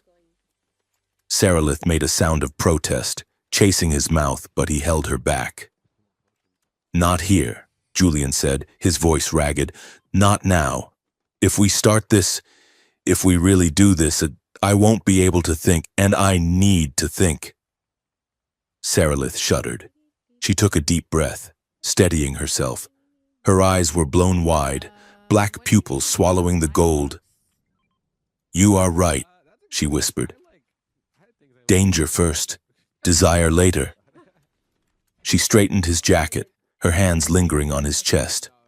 "But later," she added, her voice dropping to a growl that vibrated in his ribs. "You and I are going to have a very long conversation, and I will not be doing any talking." Julian swallowed hard. "Agreed." He checked his chrono. "We have work to do." Varric and Graves left the party 10 minutes before the incident. "They are moving." "Where?" "The lower decks," Julian said. "Sector 9, the gravity control centers." "Why there?" Saralith asked. "Because," Julian said, his mind shifting back to the mission. "If you want to smuggle a weapon into a high-security ceremony, you don't use the door. You use the maintenance shafts, and to move something heavy through the shafts without being seen. You need to disable the gravity sensors," Saralith realized. "Let's go," Julian said. Sector 9 was a labyrinth of industrial machinery and steam vents. The air here was hot and humid, smelling of grease and recycled water. The station was a ring, spinning to create gravity. Sector 9 was near the hub, where the centrifugal force was weaker. Every step felt bouncy, like walking on a trampoline. They moved in the shadows. Saralith had ditched her heels, moving with the silent, predatory grace of her species. Julian moved like a shadow, checking corners. They spotted them on a catwalk overlooking the primary generator. Varric was there, flanked by 2 armed hardliners, and Silas Graves was with them. They were standing around a hover cart. On the cart was the crate, Ember Class A. Julian pulled Saralith behind a support pillar. He activated his recording device. "Payment is verified," Graves was saying. He sounded bored, checking his datapad. "The weapons block is very pleased with the timeline. War is good for the quarterly earnings." "You humans are disgusting," Varric spat.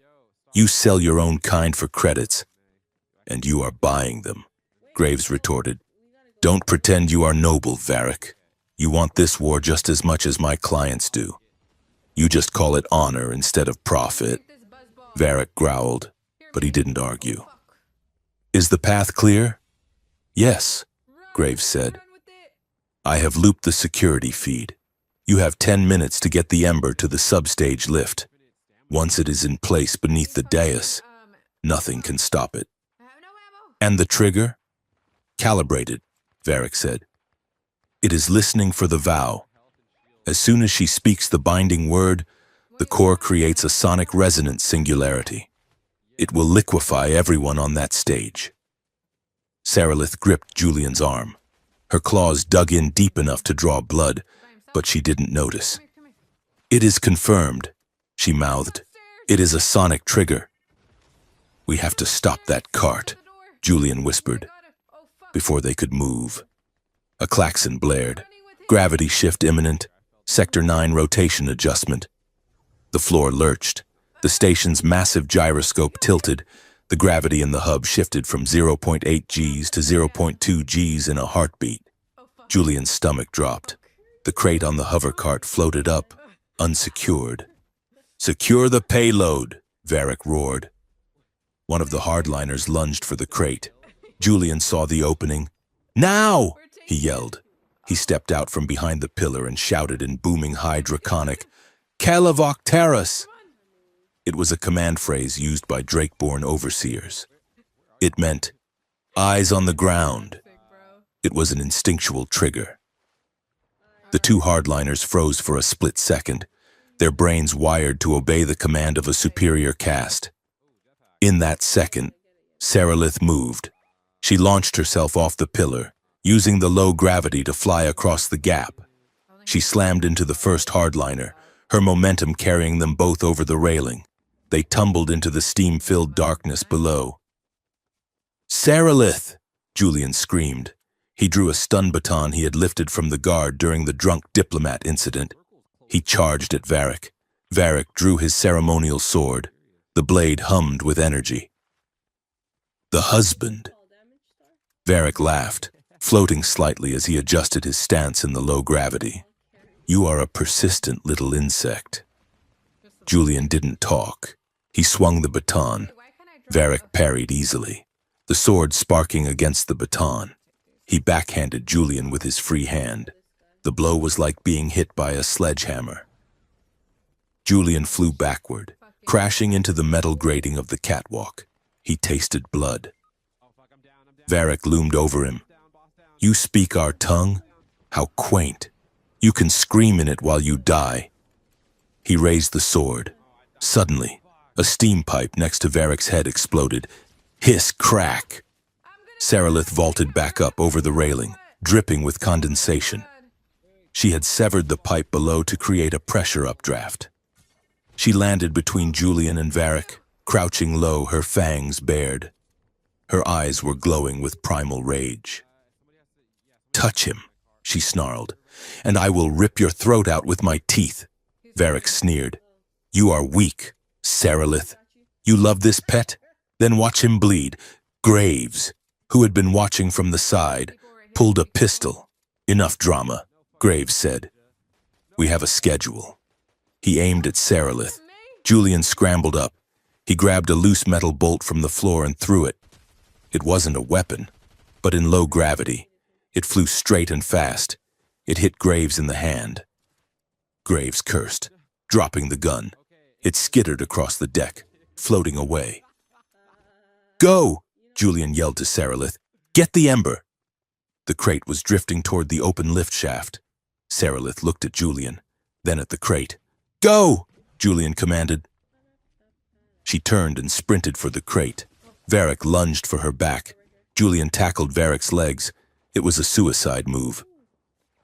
Varric was 300 pounds of muscle and scale. They crashed to the deck. Varric roared, hammering his fist into Julian's ribs. Julian heard something crack, but he held on. Saralith reached the crate. She grabbed the handle, trying to steer it away from the lift, but Graves had recovered. He kicked a control panel on the wall, emergency bulkheads closing. A blast door slammed down between Saralith and Julian. "No!" Saralith screamed, pounding on the metal. "Julian!" Julian was on the wrong side. He was trapped with Varric and Graves. Varric stood up, shaking Julian off like a rag doll. He looked at the closed door, then down at Julian, who was gasping for air on the floor. "He is of no consequence," Graves said, rubbing his bruised hand. "The crate is on the lift. The door is sealed. She can't stop it now." Varric grabbed Julian by the throat and lifted him up. "We will keep him," Varric said. "He will make excellent leverage. If she hesitates on the stage, we show her what happens to her pet." Julian struggled, his vision blurring. He kicked out, but Varric's grip was unbreakable. 20 minutes later, the ceremony began. The grand dais was a platform of white marble, surrounded by thousands of dignitaries. The cameras of 100 worlds were broadcasting live. Saralith stood at the podium. She had been escorted there by security forces loyal to the hardliners, men who whispered threats about her sister and her husband as they adjusted her microphone. She looked regal. She looked calm, but her eyes were dead. She looked out at the audience. To her left, Behind a wall of soundproof, bulletproof glass was the VIP viewing gallery. Julian was there. He was held by two guards. His lip was split, his jacket torn, his ribs screaming in pain. But he was alive. He pressed his hand against the glass. Saralith saw him. Her breath hitched. Then, the procession began. 4 Drakeborn monks walked onto the stage. They were carrying a golden palanquin. On the palanquin, resting on a velvet cushion, was the Oath Ember. The crowd gasped in appreciation. They thought it was a ceremonial relic, a symbol of the eternal flame of friendship. They cheered as the weapon that would kill them all was placed directly at Saralith's feet. The high priest stepped forward. He raised his staff. Daughter of the Concord, he intoned, "The time has come. Speak the vow.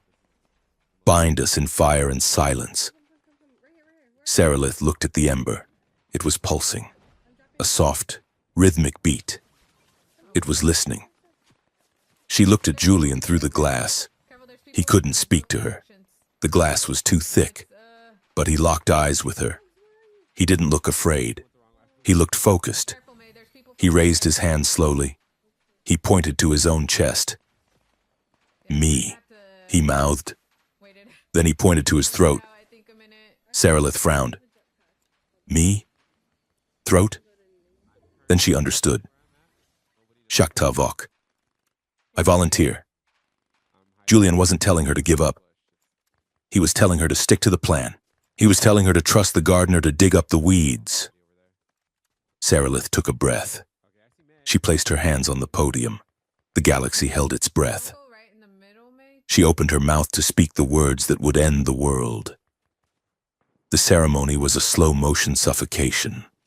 The grand dais of Station Zenith was bathed in a light so white and clinically pure that it felt like an interrogation lamp. Thousands of eyes, human, Drakeborn, and the unblinking lenses of camera drones were fixed on the marble platform. The air was recycled and cold, yet Saralith Vera felt sweat trickling down the line of her spine beneath her ceremonial armor. She stood perfectly still. To the galaxy watching the feed, she was the epitome of Drakeborn grace. Her scales were a calm, deep emerald, polished to a gem-like sheen. Her hands rested lightly on the lectern. Her expression was serene. Inside, she was screaming, every 3 seconds. Her eyes flicked to the VIP gallery behind the blast-proof glass to her left.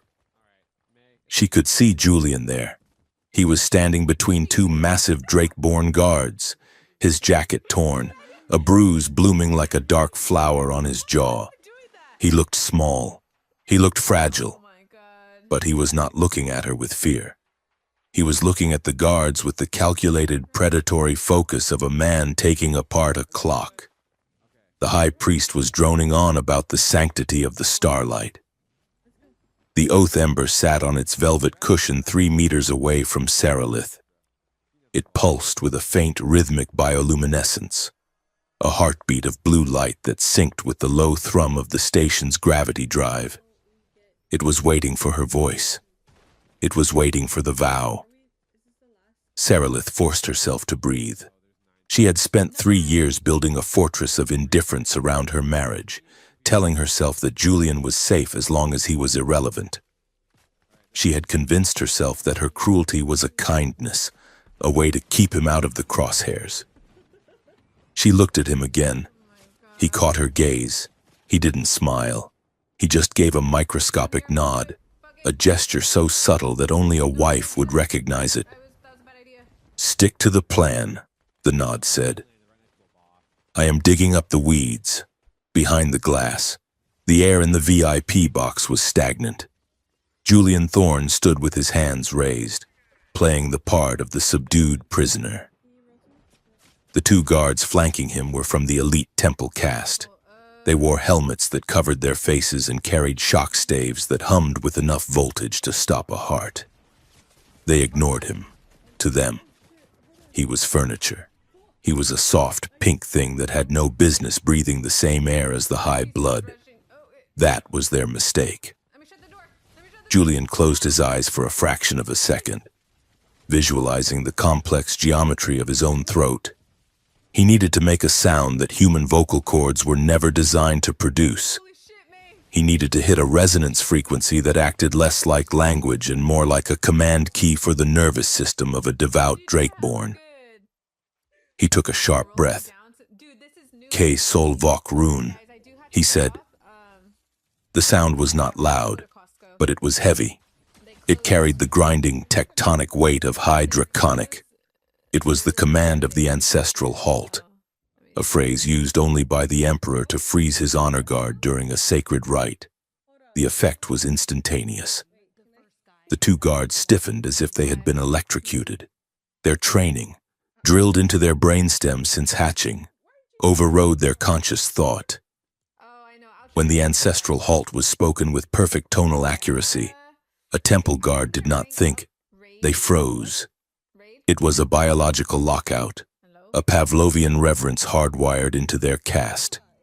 For 2 seconds, they were statues. 2 seconds was all Julian needed. He dropped his hands and stepped inside the guard's reach. He didn't use strength. He used leverage. He drove his palm into the sweet spot beneath the first guard's helmet, right where the nerve cluster met the jaw. The guard collapsed without a sound, his knees buckling. As the second guard shook off the command paralysis, reaching for his stun staff, Julian was already moving. He kicked the guard's knee backward, shattering the joint, and followed the momentum with a precise, brutal chop to the throat.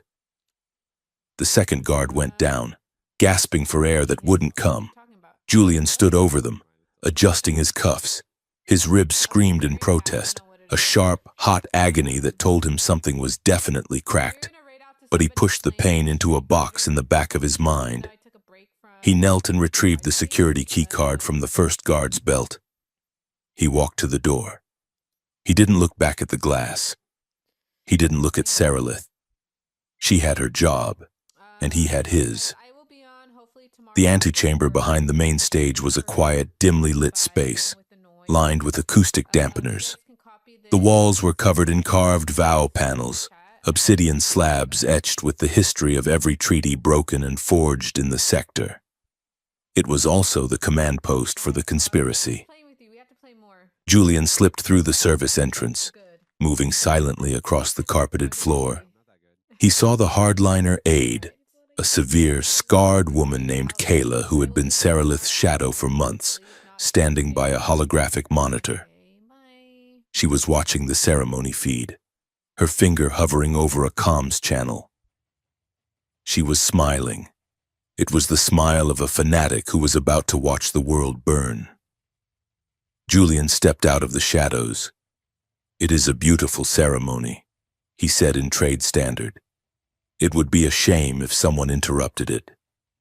Kayla spun around, her hand flying to the sidearm on her hip. She was fast, but she was surprised. She fumbled the draw. Julian didn't shoot. He closed the distance and slammed her hand against the console, pinning the weapon. Kayla snarled and headbutted him. Her cranial ridges slammed into his forehead, splitting the skin. Blood blinded him for a second. He stumbled back, and she drew the gun. "Die, human filth," she hissed.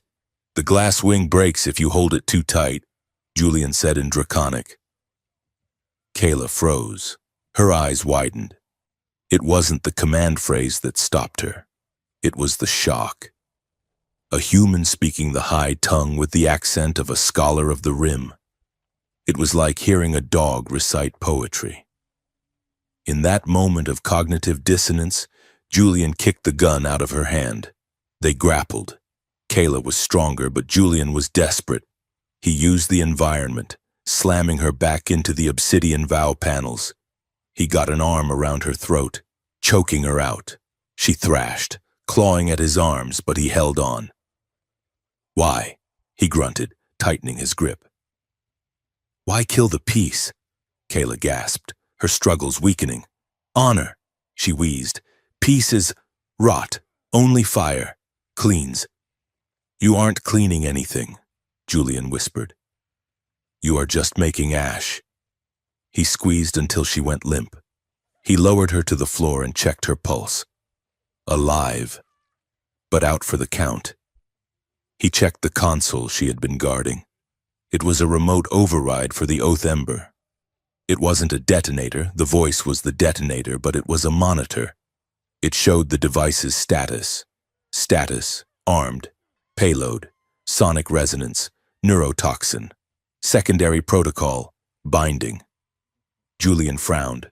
Binding? He tapped the file. The data unspooled. His blood ran cold. The device wasn't just a bomb. It was a slave collar. The explosion was the backup plan. The primary function was to react to the vow by releasing a localized neuroagent that would bond with Saralith's nervous system, rendering her highly suggestible to specific draconic frequencies. If she finished the ceremony, she wouldn't just trigger a war. She would become a living puppet for the hardliners, forced to parrot their propaganda until her mind broke. Julian downloaded the data to his token. He had to get to her. Saralith signaled for a ritual pause. It was a risky move. She claimed her throat was dry, a minor infraction of protocol that caused a ripple of murmurs in the crowd. The high priest looked annoyed, but he gestured for the water bearers. Saralith used the distraction to step behind the privacy screen of the dais, ostensibly to compose herself. She walked into the hidden alcove behind the heavy velvet curtains. Julian was there. He was wiping blood from his forehead with his sleeve. He looked like he had been through a war zone, but he was standing upright. Saralith let out a breath she didn't know she had been holding. She moved to touch him, then stopped. The cameras weren't here, but the habits of 3 years were hard to break. You look terrible, she said. You look shiny, he replied. He stepped closer. The space was small, smelling of dust and old fabric. Saralith, we have 2 minutes before they drag you back out there. I know, she said. Varric is watching. Graves is in the front row. If I don't say the vow, they kill my sister. If I do say it, we die, Julian said. He looked her in the eye. I heard you, he said. Saralith froze. What? On the sky deck, Julian said. His voice was steady, stripping away the last layers of pretense between them. I heard you call me a stone. I heard you say I was stupid. I heard you say I was useful only for weighting down paper. Saralith flinched. The shame hit her harder than any physical blow. She looked down at her hands, the emerald scales shimmering in the dim light. I had to, she whispered. Varric was listening. I know why you did it, Julian said. He reached out and lifted her chin, forcing her to look at him. I know it was a strategy. I know it was camouflage. But Saralith, words used as strategy still leave scars. You spent 3 years convincing the world I was nothing, and you did such a good job that you started to believe it yourself. Saralith's eyes filled with tears. I didn't want to believe it, she said. But it was safer to think you were simple. If you were simple, I didn't have to worry about you betraying me. I didn't have to worry about losing you. Power without care destroys intimacy, Julian said. You tried to protect me by erasing me. That isn't partnership. That is ownership. I know, she said. Her voice broke. I am sorry, I don't want to own you, Julian. I just want to survive this. We will survive, Julian said. But we do it my way. No more props. No more silent husband. He reached into his pocket and pulled out a small metallic cylinder. It was a standard-issue emergency flare, but he had stripped the casing. Here is the plan, he said. Saralith listened. Her eyes widened. That is humiliating, she said. Yes, Julian agreed. But it's loud, And while everyone is looking at the fool, you are going to swap the ember." He handed her a second object, a dummy unit he had cobbled together from parts in the hardliner's console. It looked exactly like the Oath Ember. Sarilith took the dummy unit. She looked at Julian. "You are going to make yourself a laughingstock for the entire galaxy," she said. "I have been a laughingstock for 3 years," Julian said with a faint smile. "One more time won't kill me. But that bomb will—" Sarilith gripped his hand. "After this," she whispered, "if we live, I vow to you, not a political vow, a real one. I will never call you stupid again, and I will never let anyone else do it either." Julian squeezed her hand. "Let's go make a scene." Sarilith returned to the podium. The crowd quieted. The high priest looked expectant. She took a deep breath. She reached for the Oath Ember. Suddenly, there was a commotion at the side of the stage. Julian stumbled out from behind the curtain. He was holding a tray of water goblets he had snatched from a bewildered attendant. "Oh, excuse me," he shouted, his voice cracking. "I just wanted to bring my wife some water." She said she was thirsty. He tripped. It was a masterclass in physical comedy. He caught his toe on the edge of the carpet and went down hard, the tray flying. Goblets shattered on the marble floor. Water sprayed everywhere, soaking the shoes of the high priest. The crowd gasped. The dignity of the ceremony was shattered. Security guards rushed forward. The high priest roared in outrage, "Get this imbecile off the stage!" Admiral Vance covered his face with his hand. In the chaos, all eyes were on Julian, who was flailing on the ground, apologizing profusely. "I am so sorry. Is that holy water? Did I spill holy water?" No one was looking at Sarilith. She moved with the speed of a striking viper. Her hand passed over the velvet cushion. In one smooth motion, she palmed the real Oath Ember and replaced it with the dummy unit. She slid the real device into the deep, hidden pocket of her ceremonial robes. She stepped back, looking shocked and horrified. "Julian!" she screamed, playing her role.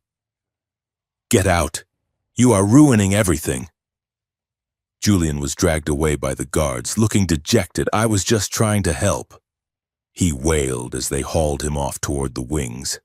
The high priest was trembling with rage. He wiped water from his robes.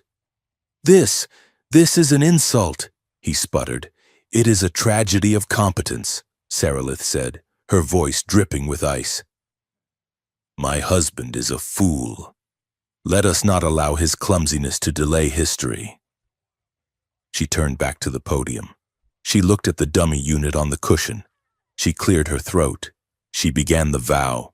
She spoke the ancient words of the Drakeborn Concord. She spoke of fire, of blood, and of the silence between stars. She spoke with passion, with power, with a cadence that mesmerized the audience. And when she reached the final line, the trigger line, she did not hesitate. "Let the fire be the witness. Let the silence be the bond." She waited. Varric, watching from the shadows of the balcony, leaned forward, expecting the explosion. Nothing happened. The dummy unit sat on the cushion, inert. The crowd cheered. The treaty was sealed. Sarilith smiled. It was a radiant, triumphant smile. And in the wings, Julian knocked out the 2 guards holding him and vanished into the corridor. They met 5 minutes later in the secure diplomatic archive room. The ceremony was over. The parties were beginning. Sarilith locked the door and leaned against it, shaking. She pulled the real Oath Ember from her robes and set it on the table. It was buzzing angrily, its internal sensors confused by the lack of a detonation signal. Julian was already at the computer terminal. He plugged in the hardliner's data chip. "I am scrubbing the logs," he said, his fingers flying across the keys. I am deleting the weaponized recordings of your voice, and I am uploading the proof of Varric's conspiracy to the Admiral's private server. Sarilith stared at the device on the table. It didn't explode. She said, "No," Julian said. He stopped typing and turned to her. He told her about the neurotoxin. He told her about the binding. Sarilith went pale. She touched her own throat. "They wanted to make me a slave," she whispered, "a mouthpiece for their war. They underestimated you," Julian said, "and they underestimated me. That is a fatal combination." The computer chimed. "Upload complete." "It is done," Julian said. "By the time Varric realizes the bomb failed, the Admiral will have the evidence to arrest him for treason." Sarilith looked at Julian. The adrenaline was fading, leaving them both raw and exposed, and she walked over to him. She didn't touch him at first. She just looked at him. "You were brilliant," she said. "I was a clown," he corrected. "You were the distraction," she said, "and you saved my life. You saved my soul, Julian. If that thing had bound me..." She shuddered. Julian stood up. He reached out and took her hands. They were cold. He pulled her close. This time, there was no hesitation, no political calculation. They clung to each other. Sarilith buried her face in his neck, her breathing ragged. Julian wrapped his arms around her, holding her tight enough to bruise, needing to feel the solidity of her frame against his. It wasn't sexual. Not yet. It was survival. It was the desperate, magnetic relief of two people who had walked through fire and come out unburned. They stood there for a long time, foreheads touching, swaying slightly in the silence of the room. "I want to go home," Sarilith whispered against his skin. "Not yet," Julian said gently. "We have one more thing to do." "What?" "The dragon deck," Julian said. "The final step of the ceremony. You have to present the ember to the stars." Sarilith pulled back. "But we have the real ember. It is still dangerous." "Exactly," Julian said. "We are going to walk out there, hand in hand, and we are going to throw this thing into the nebula." The dragon deck was a vast open-air platform at the very top of the station, shielded by a containment field that kept the atmosphere in but allowed the starlight to touch the floor. It was deserted, save for the ceremonial flames burning in the braziers. Sarilith and Julian walked out. They were alone. Sarilith held the oath ember in her hands. They walked to the edge of the platform. The violet clouds of the nebula churned below them, endless and deep. "They know," Sarilith said quietly. "Varric knows. He will come for us now." "Let him come," Julian said. He stood beside her, shoulder to shoulder. He wasn't slouching anymore. He was standing at his full height, looking out at the void. Sarilith looked at him.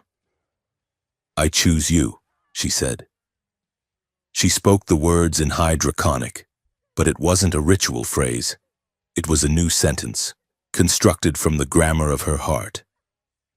"Vel Karnos, I choose the stone that anchors me."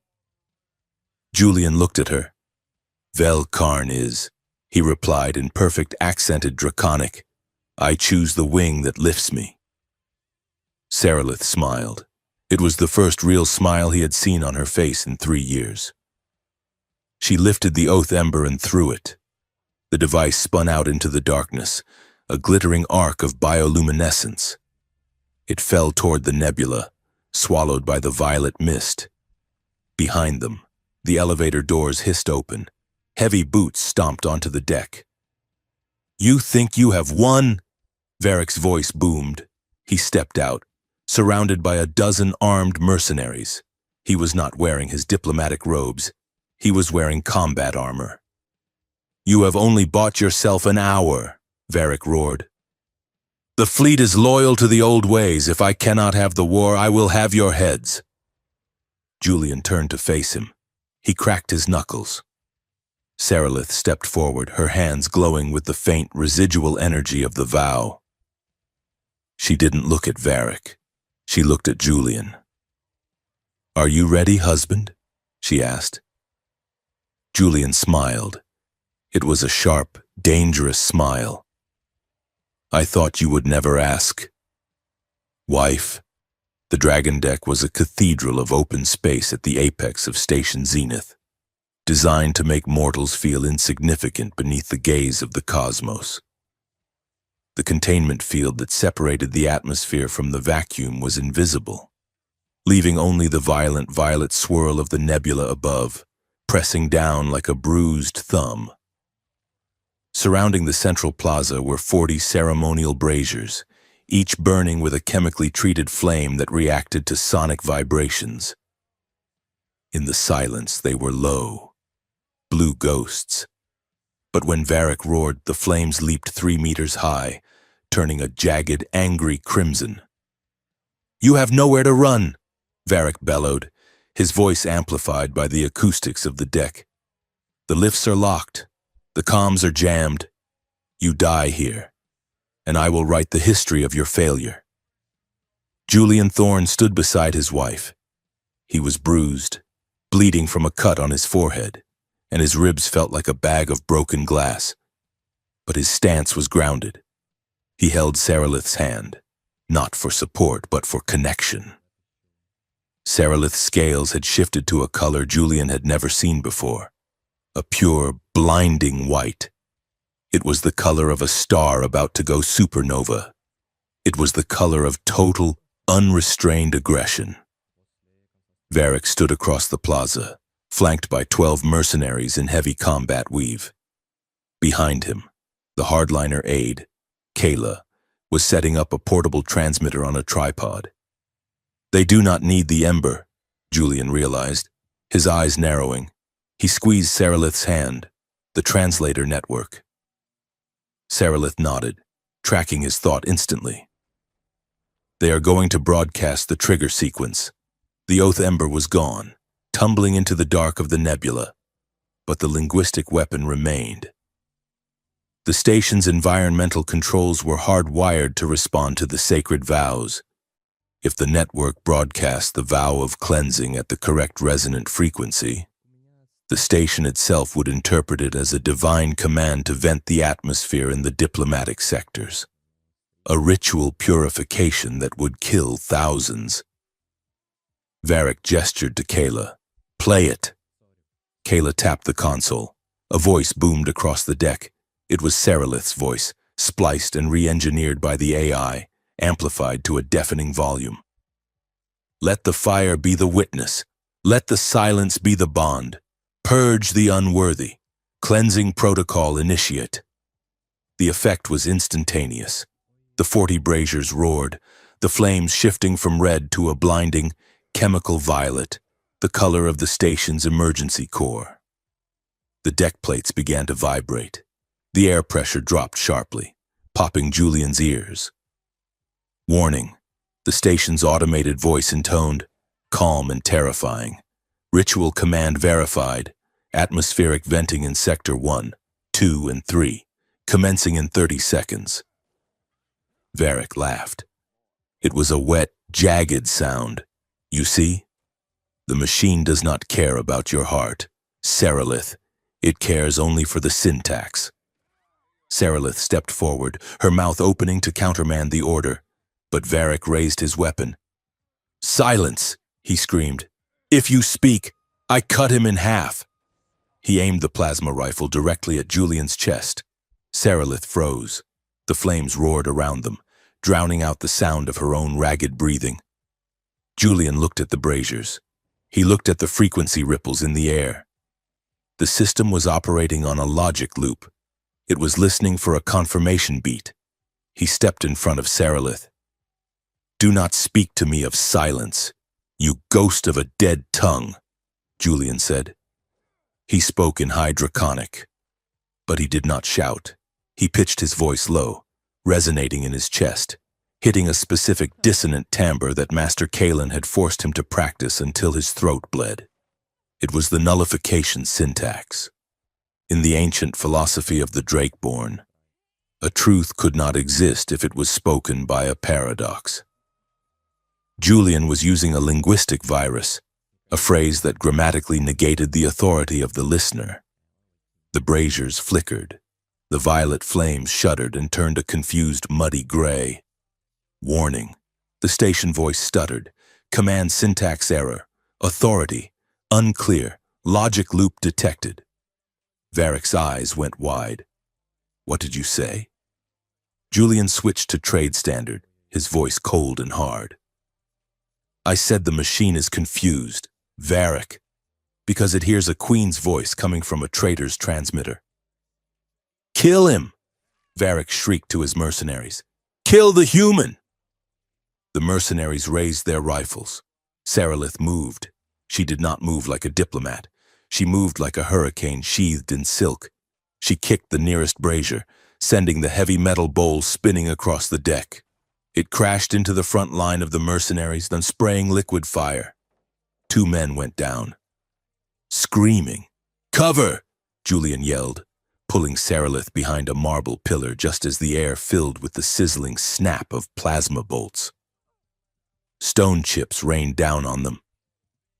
The heat of the fire was intense. Sarilith pressed her back against the pillar, her chest heaving. She looked at Julian. Her eyes were wild, alive with the chaos. They are suppressing us, she shouted over the noise. We cannot get to Varric. We don't need to get to him, Julian shouted back. We just need to break the narrative. He pointed to the massive holographic emitters above the deck, the ones meant to display the star charts during the ceremony. The feed is live, Julian said, if you speak a true vow. A vow that contradicts the recording. The system will recognize the living voice over the digital ghost. It is too risky, Sarilith argued, ducking as a bolt scorched the pillar inches from her head. If I speak the wrong syllable, the station might vent the deck. Trust the grammar. Julian yelled, and trust me. Sarilith looked at him. In the midst of the firefight, with the smell of ozone and burning fuel choking the air, she saw the man she had married, not the prop, not the project, the partner. She nodded. Cover me, she ordered. She spun out from behind the pillar. Julian leaned out and fired the stun baton he had kept. It had a limited range charge. He hit a mercenary in the visor, dropping him. He drew fire, deliberately making himself a target. Over here, you ugly bastards, he roared in Draconic. The mercenaries turned their guns on him. Sarilith stood in the center of the deck, exposed, bathed in the light of the dying fires. She raised her hands. She did not speak the expected ritual words. She did not appeal to the ancestors or the stars. She looked directly at the camera drones circling the perimeter. I am Sarilith Vera, she cried out, her voice cracking the air like a whip. I am the blood of the conquered, and I declare this ritual. A lie! The air shimmered. The station's sensors locked onto her biosignature. I bind myself not to the fire, but to the earth, she continued, pointing at Julian. I take this human, Julian Thorne, as my equal, my anchor, my witness. His voice is my voice, his blood is my blood. It was a shattering breach of protocol, a high diplomat binding herself to a human, not as a pet, but as a sovereign equal. The station's AI processed the input, the living voice, resonant with biological stress and truth, overrode the looped recording. Command override, the station announced, new vow registered, the union of 2 bloods, cancellation of cleansing protocol. The violet lights died instantly. The emergency venting stopped. The station returned to a calm, neutral amber illumination. Varric stared at the console, his plan dissolving into static. You abomination, he whispered. He looked at Sarilith, standing tall and defiant. He looked at the ruin of his ambition. If I cannot have the war, Varric snarled, Drawing his ceremonial sword, "I will have the widow." He charged. He was fast, fueled by the fanaticism of a man who knows he is already dead. He closed the distance to Sarilith before she could raise her defenses. Julian saw it happen in slow motion. He saw the gleam of the monofilament blade. He saw Sarilith turn, her balance slightly off from the recoil of the vow. He didn't think. He didn't calculate. Julian launched himself from behind the pillar. He threw his body into the path of the blade. He felt the impact before the pain. A cold, sickening slide of metal entering his shoulder, punching through the heavy fabric of his jacket and biting deep into the muscle. He grunted. The wind knocked out of him, but he didn't fall. He grabbed the blade with his bare hand, ignoring the bite of the edge, and locked his eyes on Varric. "Is that all you have?" Julian hissed in Draconic. Varric stared at him, stunned. He tried to pull the sword back, but Julian held it fast, blood streaming down his fingers. "You," Varric gasped. "I am the landslide," Julian whispered. Then Sarilith was there. She didn't use a weapon. She used her claws. She struck Varric across the face with a force that spun him around and sent him crashing to the deck. She stood over him, her foot on his chest, her eyes burning with cold, executioner's light. "Stay down," she commanded. Suddenly, the holographic screens above the deck flickered. The star charts vanished.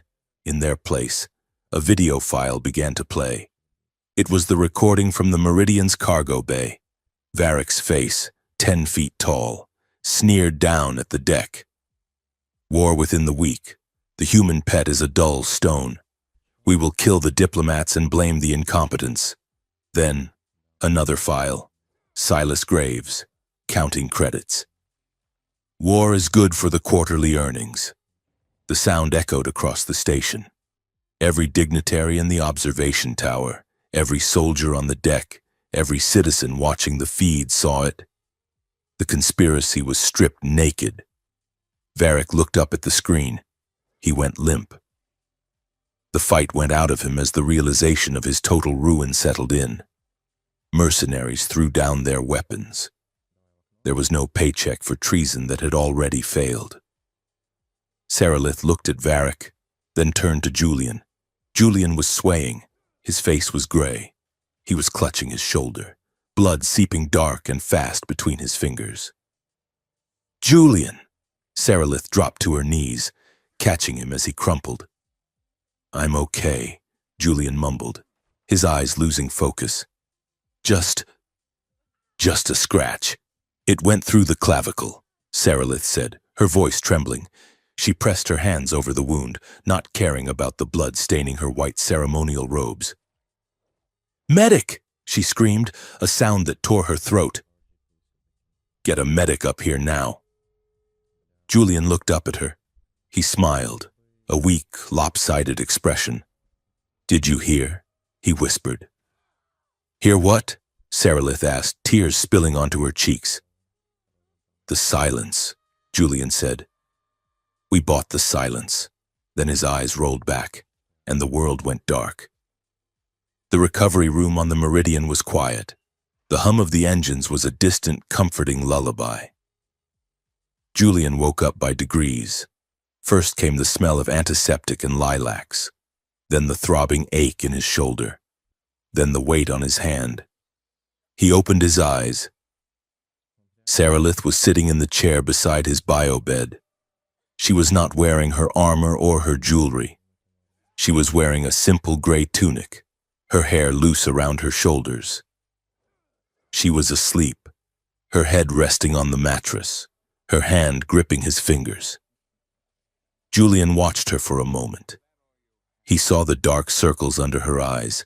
He saw the way her hand twitched in her sleep, as if she were still fighting. He squeezed her fingers. Sarilith woke instantly. She sat up, her eyes wide, scanning his face for signs of pain. "You are awake," she breathed. "I am alive," Julian corrected, his voice raspy. Saralith let out a shuddering breath. She leaned forward, resting her forehead against his uninjured shoulder. "You are an idiot," she whispered. "You jumped in front of a monosword. Do you know the statistical survival rate of that action?" "Low," Julian guessed. "0," Saralith said. "You should be dead." "I am hard to kill," Julian said. "I have a very stubborn wife to take care of." Saralith lifted her head. She looked at him, and the vulnerability in her expression was total. There were no walls left. The citadel had fallen, and in its place was a garden. "Varric?" Julian asked. "In custody," Saralith said. Along with Graves, the Admiral broadcast the evidence to the entire sector. The hardliner faction has dissolved. The peace treaty was signed 3 hours ago. "So we won," Julian said. "Yes," Saralith said. "We won." She reached out and traced the line of his jaw. "But I almost lost you," she said softly. "And when I saw you fall, I realized that the peace meant nothing if you were not there to see it." Julian looked at her. "We need to talk about the rules." Saralith. "Rules?" "The new rules," Julian said. "No more performance. No more hiding." Saralith nodded. "No more hiding." She leaned in and kissed him. It was not the desperate kiss of the station. It was slow. It was deliberate. It was a kiss that tasted of promise and relief. It was the kind of intimacy that didn't need adrenaline to fuel it. When she pulled back, she rested her forehead against his. "I love you," she said. She said it in trade standard. Simple, clear, unmistakable. "I love you too," Julian said. "But," Saralith added, a spark of her old fire returning to her eyes, "if you ever throw yourself in front of a sword again, I will kill you myself." "Understood," Julian smiled. 2 weeks later, the CNS Meridian was preparing to break orbit. The political fallout had been severe but cleansing. The Terran coalition had purged the compromised officers from intelligence. The Drakeborn Concord had rewritten the rituals of the vow to include transparency clauses, specifically that no vow could be binding if spoken under duress or through a digital medium. Language was no longer a weapon. It was just language. Julian stood in the Admiral's office. Admiral Vance looked tired, but he offered Julian a glass of genuine scotch. "You have a hell of a file." "Mr. Thorne," Vance said. "Or should I say, Agent Thorne?" "Just Mr. Thorne," Julian said, declining the drink. Vance sighed. "Intelligence wants you. They want to give you a team. They say a man who can hack a ritual linguistic database and take down a high guard with a stun baton is wasted as a civilian attachment." Julian looked out the viewport at the Violet Nebula. "It is a generous offer, Admiral, but I already have a job," Julian said. Vance raised an eyebrow. "Doing what?" "Partnering," Julian said. "It turns out it is a full-time position." He turned and walked out of the office. He didn't want the badge. He didn't want the clearance. He had learned that the only authority that mattered was the one you earned in the quiet moments when no one was watching. The sky deck was empty. The ship was moving now, the stars streaking into lines of white fire as the warp drive engaged. The violet clouds of the nebula were fading behind them, replaced by the deep, clean black of open space. Julian leaned against the glass railing. He was wearing his old jacket, the one with the patch on the shoulder where the sword had gone through. Saralith had mended it herself. The stitching was crooked, but he wouldn't trade it for gold. He heard the click of heels on the deck. Saralith walked toward him. She was wearing her diplomatic robes, but she had left the heavy collar in her quarters. Her neck was bare, her scales shimmering in the starlight. She stood beside him. She didn't look at the stars. She looked at him. "It is quiet," she said. "It is," Julian agreed. Saralith turned to face the void. her hands resting on the railing. "I came up here 3 years ago," she said softly. "With Varric." "I know," Julian said. "I called you stupid." She said, "I know." Sarilith turned to him. Her eyes were luminous, full of a regret that had softened into wisdom. "I was wrong," she said. "You are the smartest man I have ever known. Not because you know the words, Julian, but because you know when to listen." She took his hand. "I am sorry I underestimated you." Julian looked at her. He squeezed her hand, feeling the warmth of her skin, the reality of her presence. He remembered the anger he had felt in this exact spot, the stinging humiliation of her insult. But the anger was gone now, washed away by the blood and the fire they had shared. He smiled. He leaned in close to her ear, the starlight reflecting in his eyes. He spoke in high Draconic, his accent perfect, his voice a low, resonant rumble that vibrated against her scales. "Vecta sol carn, raka vista no." Sarilith's eyes widened. She laughed, a sound of pure, unburdened joy. She knew what it meant. "Next time, speak to me like I'm listening, because I always am." She pulled him into a kiss, and the meridian jumped into the light, leaving the silence behind them.